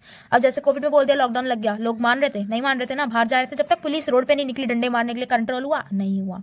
तो ये सारी चीजें कौन कंट्रोल करता है? Police and administration. तो ये था आपका पूरा chapter the crisis of democratic order. अब हम बढ़ते हैं अपने नेक्स्ट चैप्टर की ओर, जो कि है रीजनल एस्पिरेशन। जो अलग अलग रीजन में जगहों में रहने वाले जो लोग होते हैं ना, उनकी खुद की एक इच्छा होती है।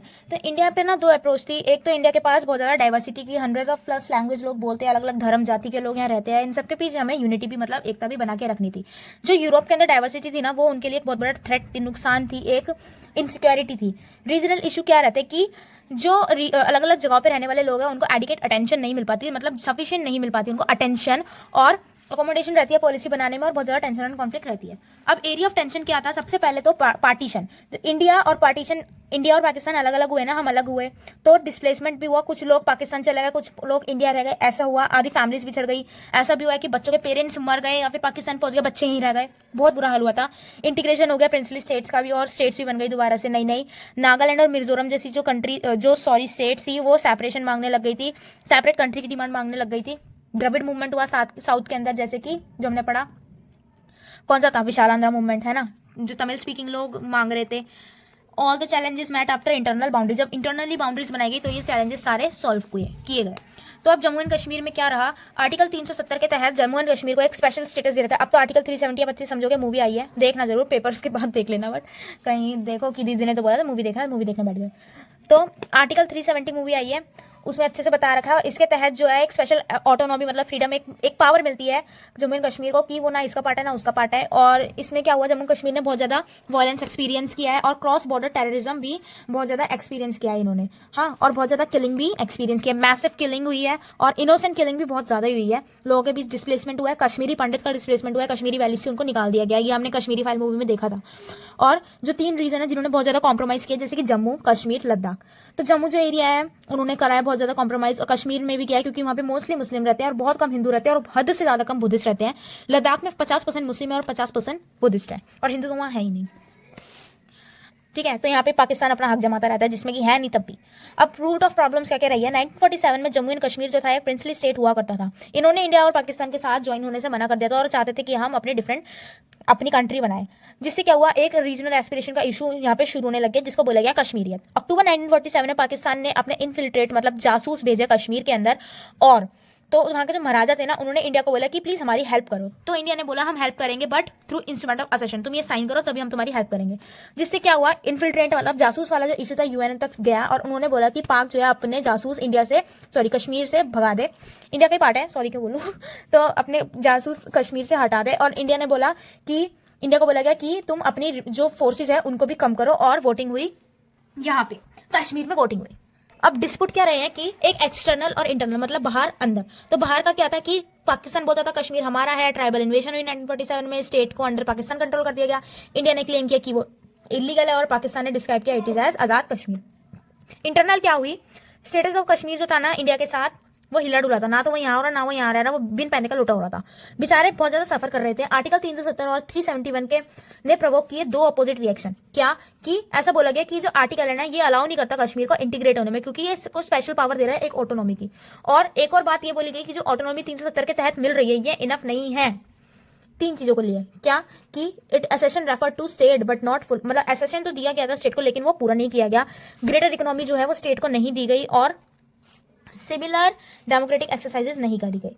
ठीक है, अब पॉलिटिक्स सिंस 1948 क्या रही है, जो वहाँ का पीएम कहाँ की पॉलिटिक्स सिंस 1948 देखो, पीएम शेख अब्दुल्ला था, उसने इनिशिएट किया लैंड रिफॉर्म इन कश्मीर।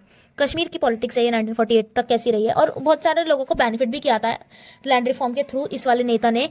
और लेकिन क्या हुआ, इसके बीच और सेंट्रल गवर्नमेंट के बीच ना डिफरेंसेस बढ़ गए और फिर इसको डिसमिस कर दिया गया 1953 में और जेल में इसको भेज दिया। दूसरी पार्टी आई लेकिन उसको ज्यादा सपोर्ट नहीं मिला। 1953 से 1974 के बीच कांग्रेस ने बहुत ज्यादा इन्फ्लुएंस किया जम्मू एंड कश्मीर की पॉलिटिक्स को। 1974 में एक शेख था जो कि यहाँ का सीएम बना। 1965 में PM of state to CM of state. इस लाइन का मतलब मैं बता देती हूँ, आप थोड़ा कंफ्यूज हो रहे होंगे। कश्मीर में पहले ना, जैसे दिल्ली में अरविंद केजरीवाल हमारा चीफ मिनिस्टर है, ठीक है, तो कश्मीर में ना जो चीफ मिनिस्टर हुआ करता था उसको प्राइम मिनिस्टर बोला जाता था। प्राइम मिनिस्टर तो पूरी इंडिया का होता है लेकिन यहाँ पे सिर्फ एक स्टेट के उसको प्राइम मिनिस्टर बोलते हैं। तो ये चीज चेंज करी गई 1965 में कि एक स्टेट के बंदे को, एक स्टेट के लीडर को तुम पीएम नहीं सीएम बोलोगे। ठीक है, गुलाम मोहम्मद सदीक जो था पहला सीएम बना इंडियन नेशनल कांग्रेस का। ओके, तो अब इंसर्जेंस एंड आफ्टर मतलब रिवॉल्ट हुई और उसके बाद क्या हुआ, 1987 में असेंबली इलेक्शन हुए थे जिसके अंदर विक्ट्री हुई ऑफ फारूक और कांग्रेस अलायंस, मतलब इन दोनों के अलायंस की जो है विक्ट्री हुई। पॉलिटिकल क्राइसिस आए थे बहुत ज्यादा, कश्मीर ने इंसर्जेंसी जो है फेस करी थी और डिमांड क्या हुई थी कि सेपरेट कश्मीर बना जाए, कश्मीर को पाकिस्तान के साथ मर्ज किया जाए और ऑटोनॉमी दी जाए। ठीक है, इन सारी बातों को सपोर्ट मिल रहा था पाकिस्तान के मिलिट्री से। अब जो है यहाँ पे बहुत ज्यादा मैसिव वायलेंस होने लग गई थी। इलेक्शन 2002 में जब हुए तो नेशनल कॉन्फ्रेंस जो है वो फेल हो गई और रिप्लेस कर दी गई बाय अ कोलिशन गवर्नमेंट जिसको पीडीपी नाम दिया गया था 2002। और उसके बाद क्या हुआ, मुती मोहम्मद जो थे उन्होंने रूल किया 3 साल तक और गुलाम नबी आजाद जो थे उनको इम्पोज कर दिया गया इन जुलाई 2008 में बाय प्रेजेंट रूल। 5 अगस्त 2009 के अंदर आर्टिकल 2019 ये एमसीक्यू में आता है, पेपर में 1 नंबर में आ सकता है। ठीक है, 5 अगस्त 2019 withdraw article 370 from Jammu and Kashmir. Punjab में क्या हुआ, पंजाब जो है वो हरियाणा एंड हिमाचल प्रदेश बना था पंजाब से, और पंजाब एक डिफरेंट स्टेट बना 1966 में। अकाली दल जो है वो फॉर्म हुआ था 1920 में। अकाली दल फॉर्म हुआ था 1920 में और as a political wing of the Sikh. ठीक है, सिख लोगों को दर्शाते हुए हुआ था और इसको बोला जाता फॉर्मेशन ऑफ पंजाबी सूबा यहीं से भी।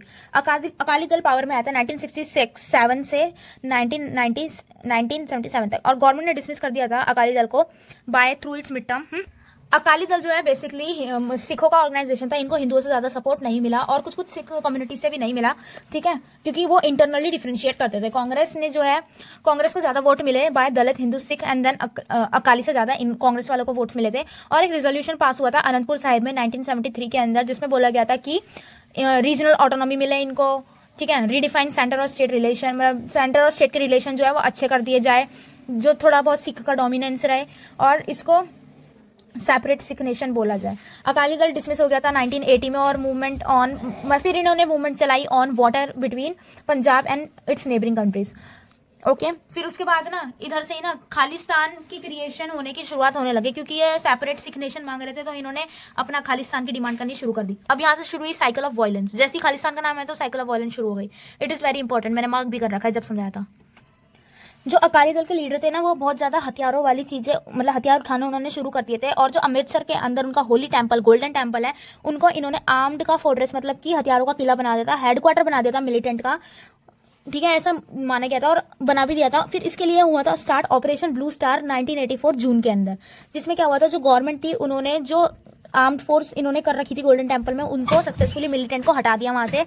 और इस दौरान ना जो सिखों का होली टेम्पल था, गोल्डन टेम्पल, वो थोड़ा डैमेज भी हो गया, उस टूट वूट गया और सिख लोगों के सेंटीमेंट जिससे हर्ट हो गए, जिसकी वजह से मैसिव वायलेंस फिर से शुरू होने लग गया और इंदिरा गांधी का असैसिनेशन हो गया, मतलब कि इंदिरा गांधी का मर्डर हो गया बाय हर ओन बॉडीगार्ड, जो कि एक सिख कम्युनिटी से बिलोंग करते थे। और ये हुआ था 31 अक्टूबर 1984 में। फिर जब इंदिरा गांधी का असैसिनेशन हुआ, उसके बाद सिख के अगेंस्ट लोगों के अंदर क्रूअल भावना जागी। फिर 2000 से ज़्यादा जो है सिखों लोगों को नेशनल कैपिटल, मतलब दिल्ली के अंदर मार दिया गया था और बहुत सारे स्टेट्स में भी मार दिया गया था, जिसकी वजह से इमोशनल और बहुत ज़्यादा फाइनेंशियल लॉस हुआ था टू द सिख पीपल। और ये बहुत ज़्यादा वायलेंस हुई थी। और 20 साल बाद मनमोहन सिंह जब पीएम बने तो इन्होंने एक्सप्रेस किया कि अपोलोजाइज किया और एंटी सिख वायलेंस के अगेंस्ट इन्होंने अपना रिग्रेट जाहिर किया। अब रोड टू पीस क्या था, 1984 में इलेक्शन हुए तो राजीव गांधी जो है पीएम बन गए थे और इन्होंने एग्रीमेंट साइन किया अकाली दल के साथ 1985 में, और इसको बोला गया राजीव गांधी लोंगवाल अकॉर्ड। इस पर आ जाता है 4 नंबर का question, it is very important. तो इसमें क्या मांगा गया अकॉर्ड के अंदर, पंजाब अकॉर्ड भी बोला जाता है इसे। तो इन्होंने मांगा कि चंडीगढ़ जो है वो पंजाब को दे दिया जाए और एक सेपरेट कमीशन बनाई जाए to resolve border dispute between Punjab and Haryana. जो ट्रिब्यूनल एक सेटअप किया जाए ताकि रिवर वाटर जो है ना, वहाँ का रावी रिवर, उसकी शेयरिंग अच्छे से की जाए बिटवीन पंजाब और हरियाणा एंड राजस्थान। एक कंपनसेशन दिया जाए उन लोगों को जिन लोगों की जो फैमिली है उनको प्रॉब्लम हुई है through during operation blue star. और विड्रॉ की जाए application of arm forces special powers act in Punjab. अब नॉर्थ ईस्ट में क्या हाल था, तो नॉर्थ ईस्ट जो है वो 7 सिस्टर्स की 7 स्टेट्स है, अरुणाचल में मैत्री, अरुणाचल प्रदेश, मेघालय, मिजोरम, ये सारी 7 स्टेट्स मिलाकर नॉर्थ ईस्ट बनाती है। और नॉर्थ ईस्ट में इंडिया की बस 4% ऑफ पॉपुलेशन रहती है और इसको गेट में भी बोला जाता है साउथ ईस्ट एशिया के लिए। नागालैंड जो है कार्ड आउट हुआ था 1963 में, मणिपुर, मेघालय और त्रिपुरा बना था 1972 में। पार्टीशन ने इनकी इकोनॉमी को बहुत ज़्यादा अफेक्ट किया है। इन्होंने इग्नोरेंस फील करी है बहुत ज़्यादा और यहाँ पे बहुत ज़्यादा डेमोक्रेटिक भी चेंजेस आए, क्योंकि बहुत ज़्यादा माइग्रेंट्स इधर आने लगे थे जो अपनी देश छोड़ के दूसरे देश में बस रहे थे, आ रहे थे भाग भाग के। जैसे कि जब ईस्ट बांग्लादेश वाला सीन हुआ, पाकिस्तान वाला सीन हुआ था, तब इन्होंने डिमांड करी ऑटोनॉमी की, मूवमेंट फॉर सेक्शन की और अपोजिशन टू आउटसाइडर्स, क्योंकि आउटसाइडर बहुत ज़्यादा यहाँ पर आ रहे थे। अब ऑटोनॉमी की बात करें तो असम में जो है ना, नॉन असमी लोग, असम में 2 टाइप के लोग थे, एक असमी और एक थे नॉन असमी। नॉन असमी लोगों को ऐसा फील होता था कि जो असमी लैंग्वेज उनके ऊपर थोपी जा रही है और इन्होंने प्रोटेस्ट करे, फिर स्ट्राइक निकाली गवर्नमेंट ने बहुत ज़्यादा। गवर्नमेंट के लिए ट्राइबल कम्युनिटी को जो है सेपरेशन चाहिए था असम के अंदर से, और Eastern tribal union transferred into a more comprehensive all party hill leader conference in 1960। North East reorganisation complete हुई थी 1972 में, ये हमने पढ़ा है। सक्सेशनिस्ट मूवमेंट क्या होता है, मीजो हिल्स के अंदर एक एरिया था जो कि एक ऑटोनोमस डिस्ट्रिक्ट था असम, विद इन असम। मीजो को ऐसा बिलीव था कि ये जो है इंडिया के पार्ट नहीं है और इनको मीजो यूनियन से ग्रेट सपोर्ट मिलता था। एक बहुत बड़ा फेमाइन आया था 1959 में मीजो हिल्स के अंदर, जिसमें जो है गवर्नमेंट उनको रिस्पॉन्स करने में फेल हो गई थी, तो इसके लिए उनको एग्रेशन आया और इन्होंने तभी से गवर्नमेंट के अगेंस्ट हो गया, मीजो नेशनल फ्रंट बनाया अंडर लीडरशिप ऑफ लाल देंगा।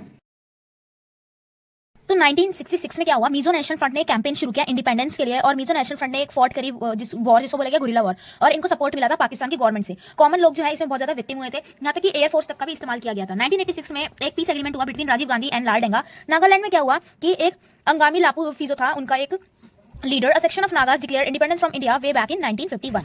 नागा नेशनल काउंसिल जो था वो लॉन्च हुआ था on an arm struggle for sovereignty of Naga, मतलब कि नागास को अपनी एक सोवर्निटी चाहिए थी, अपनी एक इंडिपेंडेंट ऑटोनॉमी चाहिए थी, पावर चाहिए थी, इसे इन्होंने ये स्ट्रगल निकाली, वो भी हथियारों से रिलेटेड थी, ठीक है। मूवमेंट अगेंस्ट आउटसाइडर, अब जो दूसरे माइग्रेंट्स आ रहे थे, आउटसाइडर आ रहे थे, बार बार बस रहे थे, तो उसके अगेंस्ट मूवमेंट क्या चली। नॉर्थ ईस्ट ने बहुत ज्यादा आउटसाइडर फेस करे हैं 1979 से 1985 के बीच, और असमी ने as we suspect a huge number of illegal Bengali Muslim settler from Bangladesh, मतलब कि illegal बंगाली मुस्लिम जो है बांग्लादेश से आके यहाँ पे सेटल हो रहे थे। रिडक्शन हो गया था जिस वजह की इंडिजीनियस जो लोग थे ना जो वहाँ पे रह रहे हैं वही कम हो गए थे, इतने ज्यादा आउटसाइडर आ गए थे, जिससे क्या हुआ अनएम्प्लॉयमेंट बढ़ गई, लैंड बिंग खत्म हो गया। ऑल असम स्टूडेंट जो थे AASU ने 1979 में एक एंटी फॉरेन मूवमेंट चलाया और जो कि आफ्टर 6 ईयर राजीव गांधी ने साइन किया एक और 1985 में कि AAU के साथ कि कोई भी नॉन इंडिजीनियस जो लोग होगा वो आइडेंटिफाई कर लिया जाएगा और मतलब उनको भेज दिया जाएगा और ये प्रॉमिस किया कि वो सॉल्व करेंगे, ये फॉरेन नेशनल वाली प्रॉब्लम को राजीव गांधी सॉल्व करेंगे और एक गोल्डन असम बनाकर देंगे। अकोमोडेशन एंड नेशनल इंटीग्रेशन, तो जो रीजन की एस्पिरेशन थी ना वो बहुत ज्यादा इंपॉर्टेंट थी डेमोक्रेटिक पॉलिटिक्स के लिए और democratic negotiation rather than suspension, मतलब कि बातों से ही डेमोक्रेटिक वे में बातों से ही चीजों को सुलटा लो, ना कि हथियार उठाकर और दंगे फसाद करके। और पावर शेयरिंग बहुत ज्यादा इंपॉर्टेंट होती है, सबको पता होना चाहिए। और रीजनल इंबैलेंस जो है वो इकोनॉमिक डेवलपमेंट के लिए काफी गंदा रहता है और जिसकी वजह से डिस्क्रिमिनेशन जैसी भावनाएं और बैकवर्डनेस जैसी चीजें आती है। Federal system adopt by India is a flexible arrangement, मतलब फेडरल सिस्टम क्या होता है कि सेंट्रल स्टेट लोकल ये तीन चीजों में जो है पावर्स को बांट दिया जाता है। ये जो सिस्टम है ना ये फ्लेक्सिबल सिस्टम है, मतलब एक अच्छा सिस्टम है और चेंजिंग सिस्टम है, चेंज भी कर सकते हैं, कोई रिजिड नहीं है इसके अंदर, पावर जो है चेंज होती रहती है। तो ये था आपको पूरा chapter regional aspiration, I hope आपको समझ आ गया हो। अब हम बढ़ते हैं अपने last chapter recent development in India की तरफ, ठीक है। तो रीसेंट डेवलपमेंट इन इंडिया ये आपका चैप्टर, तो इसमें क्या है पहले कि हम 1990s का कॉन्टेक्स्ट पढ़ते हैं। तो कांग्रेस जो है 1989 में कांग्रेस को बहुत कम सीट मिली थी, 415 से उनकी सीट सिर्फ 197 बची थी। मंडल इशू भी हुआ था, न्यू इकोनॉमिक पॉलिसी भी आई थी 1991 में, बाबरी मस्जिद वाला भी सीन हुआ था, राजीव गांधी का असैसिनेशन भी हुआ था और तमिल इलाम वाला भी, तमिल इलाम के लोगों ने असैसिनेशन किया था राजीव गांधी का। अब एरा ऑफ कोलिजन क्या था, 1989 से जो है एरा ऑफ कोलिजन शुरू हुआ। कोलिजन मैंने बता दिया था क्या होता है, संगठन है ना, जब किसी एक सिंगल पार्टी को मेजोरिटी नहीं मिलती तो वो आपस में मिल जाते हैं, two or more party get together to form majority. तो नॉन नेशनल फ्रंट अलायंस बनी थी जनता दल और अदर पार्टीज की, जिनको सपोर्ट मिला था from BJP and left front. तो दो पार्टीज बनी थी, एक थी नेशनल फ्रंट अलायंस पार्टी थी 1989 में बनी थी जो कि बीजेपी और लेफ्ट फ्रंट को बना के बनी थी। फिर बनी यूनाइटेड फ्रंट जो कि 1996 में बनी थी जो कि कांग्रेस और लेफ्ट फ्रंट को मिला के बनी, मतलब दोनों चीज में लेफ्ट फ्रंट कॉमन थी, बस ये चेंज हुआ था, ठीक है। तो डिक्लाइन कब हुआ कांग्रेस के अंदर, जब डिक्लाइन हुआ कांग्रेस का तो कांग्रेस का जो डोमिनेंस था वो खत्म हो गया और इसी एरा से जो है मल्टी पार्टी मतलब काफी सारी पार्टी का एरा शुरू हुआ। जब से कांग्रेस जीती भी आ रही थी अब और भी पार्टी जीतने लग गई और बहुत सारी पार्टीज एमर्ज हुई। कोई भी सिंगल पार्टी को सीट नहीं मिली थी इलेक्शन में, जिसकी वजह से एरा ऑफ कोलिजन आया। 2014 और 2019 के लोकसभा इलेक्शन में बीजेपी को क्लियर वोट मिले थे और अभी तक, अब इस साल 2024 में इलेक्शन है, देखते हैं इस साल मिलते हैं नहीं मिलते, लेकिन आने जो पिछले साल था उसमें तो पिछले 2 बार के इलेक्शन में मिले क्लियर वोट, अलायंस नहीं रहा। तो अलायंस पॉलिटिक्स क्या था, emergence of powerful parties and movement that represent the Dalit and backward classes, जैसे कि OBC and regional aspiration too, मतलब ऐसी पार्टीज इकट्ठा हुई जो कि दलित बैकवर्ड लोग और रीजनल एस्पिरेशन जो हमने अभी पढ़ा वाले उन लोगों को मिलाकर जो रिप्रेजेंट करते हैं, ठीक है। यूनाइटेड फ्रंट जो है 1996 में बना और इसको कांग्रेस ने सपोर्ट किया, कांग्रेस प्लस लेफ्ट फ्रंट, जिससे क्या हुआ जो पॉलिटिकल इक्वेशन थी बहुत ज्यादा अनस्टेबल होगी। नॉन कांग्रेस जितनी जो भी गवर्नमेंट थी ना वो भी कांग्रेस के साथ मर्ज हो गई ताकि वो बीजेपी को पावर से बाहर रख सके। बीजेपी ने लेकिन अपनी पोजीशन बना के रखी इन इलेक्शन ऑफ 1991 से 96, लेकिन बीजेपी को भी इस टाइम पर क्लियर वोट नहीं मिल रहे थे। बीजेपी पावर के अंदर हुई आफ्टर कोलिजन फ्रॉम मई 1998 से लेकर जून 1999 तक और री इलेक्ट हुई दोबारा से अक्टूबर 1999 में। अटल बिहारी वाजपेयी एक ऐसे प्राइम मिनिस्टर थे जो कि नेशनल डेमोक्रेटिक अलायंस के नेता थे और इन्होंने ये पहले प्राइम मिनिस्टर थे जिन्होंने अपना पूरा टर्म पूरा 5 साल का टेन्योर जो है कंप्लीट किया है एज अ प्राइम मिनिस्टर, ठीक है। एमसीक्यू आ जाता है ये 1 नंबर में, तो अटल बिहारी वाजपेयी कर देना। एनडीए बना था 1997 में, बीजेपी कोलिजन हुआ था 1998 में, एनडीए 2 बना था 1999 में, यूपीए बना था 2004 और 2009 में और फिर इस ट्रेंड में चेंज आया 2014 में, कोलिजन वाले ट्रेंड में चेंज आया 2014 में। अब ये सारा ना एडिशनल टॉपिक है, ये भी मैंने आपको नोट करवाया था तो कर लो। एनडीए थर्ड क्या था, बीजेपी को ज्यादा वोट मिले थे मेजोरिटी में और बाय पीएम जो मोदी थे मिस्टर नरेंद्र मोदी 2014 में बीजेपी के थ्रू जीत गए थे। और जो एनडीए थर्ड था वो एनडीए 1 और 2 से अलग था, एनडीए थर्ड को टोटली बीजेपी जो है डोमिनेट कर रहा था, डोमिनेटेड था, ठीक है। ये एक टाइप से जो कोलिजन में चलती आ रही थी बीजेपी अब वो डोमिनेंस में बदल गई थी और बीजेपी जो है वो 2019 से लेकर या मान लो 14 से लेकर अभी तक जो है मेजोरिटी में चल रही है। 2019 में जो है बीजेपी ने 303 सीट सिक्योर करी थी, इसको बोला गया #बीजेपी सिस्टम। मंडल कमीशन क्या है, मंडल कमीशन दिया गया था बीबी मंडल और रिजर्वेशन ऑफ ओबीसी 1960s में बात की गई थी इसके अंदर की अदर बैकवर्ड क्लासेस को भी रिजर्वेशन मिलनी चाहिए, जैसे ही एसटी और एससी को मिलती है वैसे ही ओबीसी को भी मिले, ठीक है। तो ये जो सिस्टम है ना नॉर्थ इंडियन स्टेट्स में नहीं अडॉप्ट किया गया था, पर इसकी डिमांड हुई थी, जनता पार्टी ने डिमांड लाई 1977 से 79 के अंदर नेशनल लेवल पे। कर्पूरी ठाकुर जो कि सीएम थे बिहार के, इन्होंने पहली बार इंट्रोड्यूस की थी न्यू पॉलिसी जिसके अंदर बैकवर्ड क्लासेस के भी रिजर्वेशन की बात हुई थी बिहार के अंदर और कर्पूरी ठाकुर को रिसेंटली एक अवार्ड मिला है, वो क्या मिला है वो आप मुझे बताना। मंडल कमीशन जो है 3 चीजों पर बात करती है, एजुकेशन, इकोनॉमिक और सोशल। अब पॉलिटिकल फॉलोआउट क्या है, बामसेफ मतलब backward and minority committee employ federation बनी थी 1978 में, एक फेडरेशन कमेटी एक, ठीक है। Emergence of Kashiram leadership through BSP जो हुआ था, बहुजन समाज पार्टी में काशीराम आए थे, ठीक है। बहुजन समाज पार्टी को सपोर्ट मिला by weaker and lower section of the society of Haryana, UP and Punjab, लेकिन इन्होंने ब्रेक फेस किया यूपी के अंदर इन 1989 इलेक्शन। अभी कम्युनलिज्म, सेक्युलरिज्म और डेमोक्रेसी क्या आता है, तो आप कम्युनलिज्म से क्या समझते हो? कम्युनलिज्म क्या होता है, एक ऐसी कम्युनिटी, मान लो हिंदू है, ऐसी हिंदू है यहाँ पे, ठीक है, एक ऐसी कम्युनिटी जो कि अपनी कम्युनिटी से इतना प्यार करती है, अच्छी बात है, लेकिन वो इतना प्यार करने लगी है कि अगर कोई दूसरा बंदा कह रहा है कि तू गलत है तो वो उसको मारने पे तुम है, जान से मारते, एग्रेशन आ गया, नॉन वायलेंस चीजें होने लग गई, ठीक है। तो ये होता है कम्युनल जोन, ऐसे बन जाती है कि एक विचारधारा आइडियोलॉजी को तुम फॉलो कर रहे हो, कम्युनल बना लिया, ठीक है। सेक्युलरिज्म होता है हर धर्म को फॉलो करना, हर धर्म को रिस्पेक्ट करना, सॉरी, और डेमोक्रेसी का पता ही होगा। तो अब क्या हुआ, इतना नहीं आता। बीजेपी ने पॉलिटिक्स में हिंदुत्व का नारा बीजेपी ने लाया था। 1 मार्क का एमसीक्यू आता है, इसको कर लेना। और हिंदुत्व इसलिए किया था, हिंदुत्व का मतलब होता है हिंदूनेस, और ओरिजिनेट हुआ था ये बाय वीडी सावरकर। और इन्होंने बीजेपी ने हिंदुत्व का नारा इसलिए लगाया था क्योंकि उनका मानना ये था, उनका कहना ये था कि एक स्ट्रॉन्ग नेशन जो है हम एक यूनाइटेड कल्चर के थ्रू ही बिल्ड कर सकते हैं, और सिर्फ हिंदू कल्चर में ही इतनी पावर है कि वो यूनाइट कर सके सिर्फ सबको इस बेसिस पे। ठीक है, अब 2 डेवलपमेंट हुए थे अराउंड 1986 से में हिंदुत्व पार्टी में। देखो 2 क्या रही, एक था हमारा शाहबानो केस 1985 और दूसरा था अयोध्या डिस्प्यूट। अयोध्या डिस्प्यूट आप मोस्टली लोग जानते हो, शाहबानो केस मैं बता देती हूँ। एक 62 year old divorce Muslim women थी।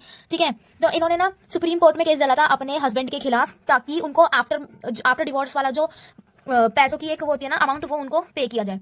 इस बेसिस पे सुप्रीम कोर्ट ने उनको सपोर्ट किया था। लेकिन मुस्लिम के ऑर्थोडॉक्स को ऐसा लगा कि जो सुप्रीम कोर्ट है वो इंटरफेयर कर रहा है हमारे मुस्लिम्स के कानून में, क्योंकि मुस्लिम का कानून ये कहता है कि अगर डिवोर्स के बाद जो पति है वो सिर्फ एक फिक्स टेन्योर तक ही उसको पे करेगा, उसके बाद नहीं करेगा।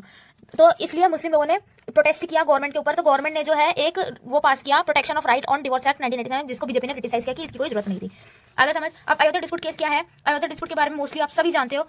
फैजाबाद डिस्ट्रिक्ट के कोर्ट ने फरवरी 1986 में ऑर्डर दिया था कि बाबरी मस्जिद को अनलॉक किया जाए उस एरिया, ताकि जो हिंदू लोग हैं वो वहां प्रेयर कर सके जिस एरिया को वो अपना टेंपल मानते हैं। अब इससे क्या हुआ, डिस्प्यूट होने लग गया, क्योंकि जहां पे टेंपल था ऐसा बोला कि मुस्लिम लोगों ने उस टेंपल को तोड़ा के वहां पे अपनी मस्जिद बना दी गई थी, जिसको बोला बाबरी मस्जिद। और इस इशू पे बहुत ज्यादा वाद विवाद हुए और इलेक्टोरल और पॉलिटिकल प्लान भी सिंगल है। इससे क्या हुआ, कम्युनल वायलेंस होने लगी। वही ना, एक कम्युनिटी बन गई, उससे लेकर वायलेंस हो रही है। हिंदू मुस्लिम की बहुत गंदी लड़ाई हुई। आरएसएस एंड वीएचपी जैसी ऑर्गेनाइजेशन इसके अंदर जुड़ गई और मोबिलाइजेशन प्रोग्राम शुरू है। मार्च निकली, लंबे लंबे धरने निकले, रैलियां निकली, जिसको रथ यात्रा बोली गई। ये रथ यात्रा निकली थी सोमनाथ से लेकर अयोध्या तक। अब बाबरी मस्जिद गिर गई, उसके बाद क्या, दिसंबर 1992 में कार सेवा वर ऑर्गेनाइज हो रहा टेंपल। ठीक है, कार सेवा कौन होते हैं, वो वॉलंटियर सर्विस होते हैं जो कि भक्तजन ही होते हैं। तो क्या हुआ, डिस्प्यूट भी बढ़ गया, टेंशन भी बढ़ गई और खतरा भी बढ़ गया। हजारों की तादाद में जो लोग थे ना वो दूर दूर की स्टेट से आए, ऑल ओवर कंट्री दूर दूर स्टेट से आए, एक जगह इकट्ठा हुए कहां पे, अयोध्या में 6 दिसंबर 1992 में, जब उस मस्जिद को तोड़ा गया। ठीक है, state government with BJP ruling party was dismissed by the centre. BJP को सेंटर ने डिसमिस कर दिया और एक यूपी के सीएम के अगेंस्ट केस रजिस्टर हुआ सुप्रीम कोर्ट के अंदर कि मस्जिद तोड़ा गया। इस बेसिस पे बीजेपी ने ऑफिशियली एक्सप्रेस किया अपना regret over mishappening. What mishappening ये है कि वहां पे बहुत ज्यादा मार्केटाई होने लग गई थी। जो अगेंस्ट पॉलिटिकल पार्टीज थी उन्होंने बोला कि मस्जिद उड़ाना ऐसा गलत था, ये गलत बात है, ऐसी बात हुई, जिससे क्या हुआ, बहुत सारे लोगों के रिलीजियस सेंटिमेंट हर्ट हुए।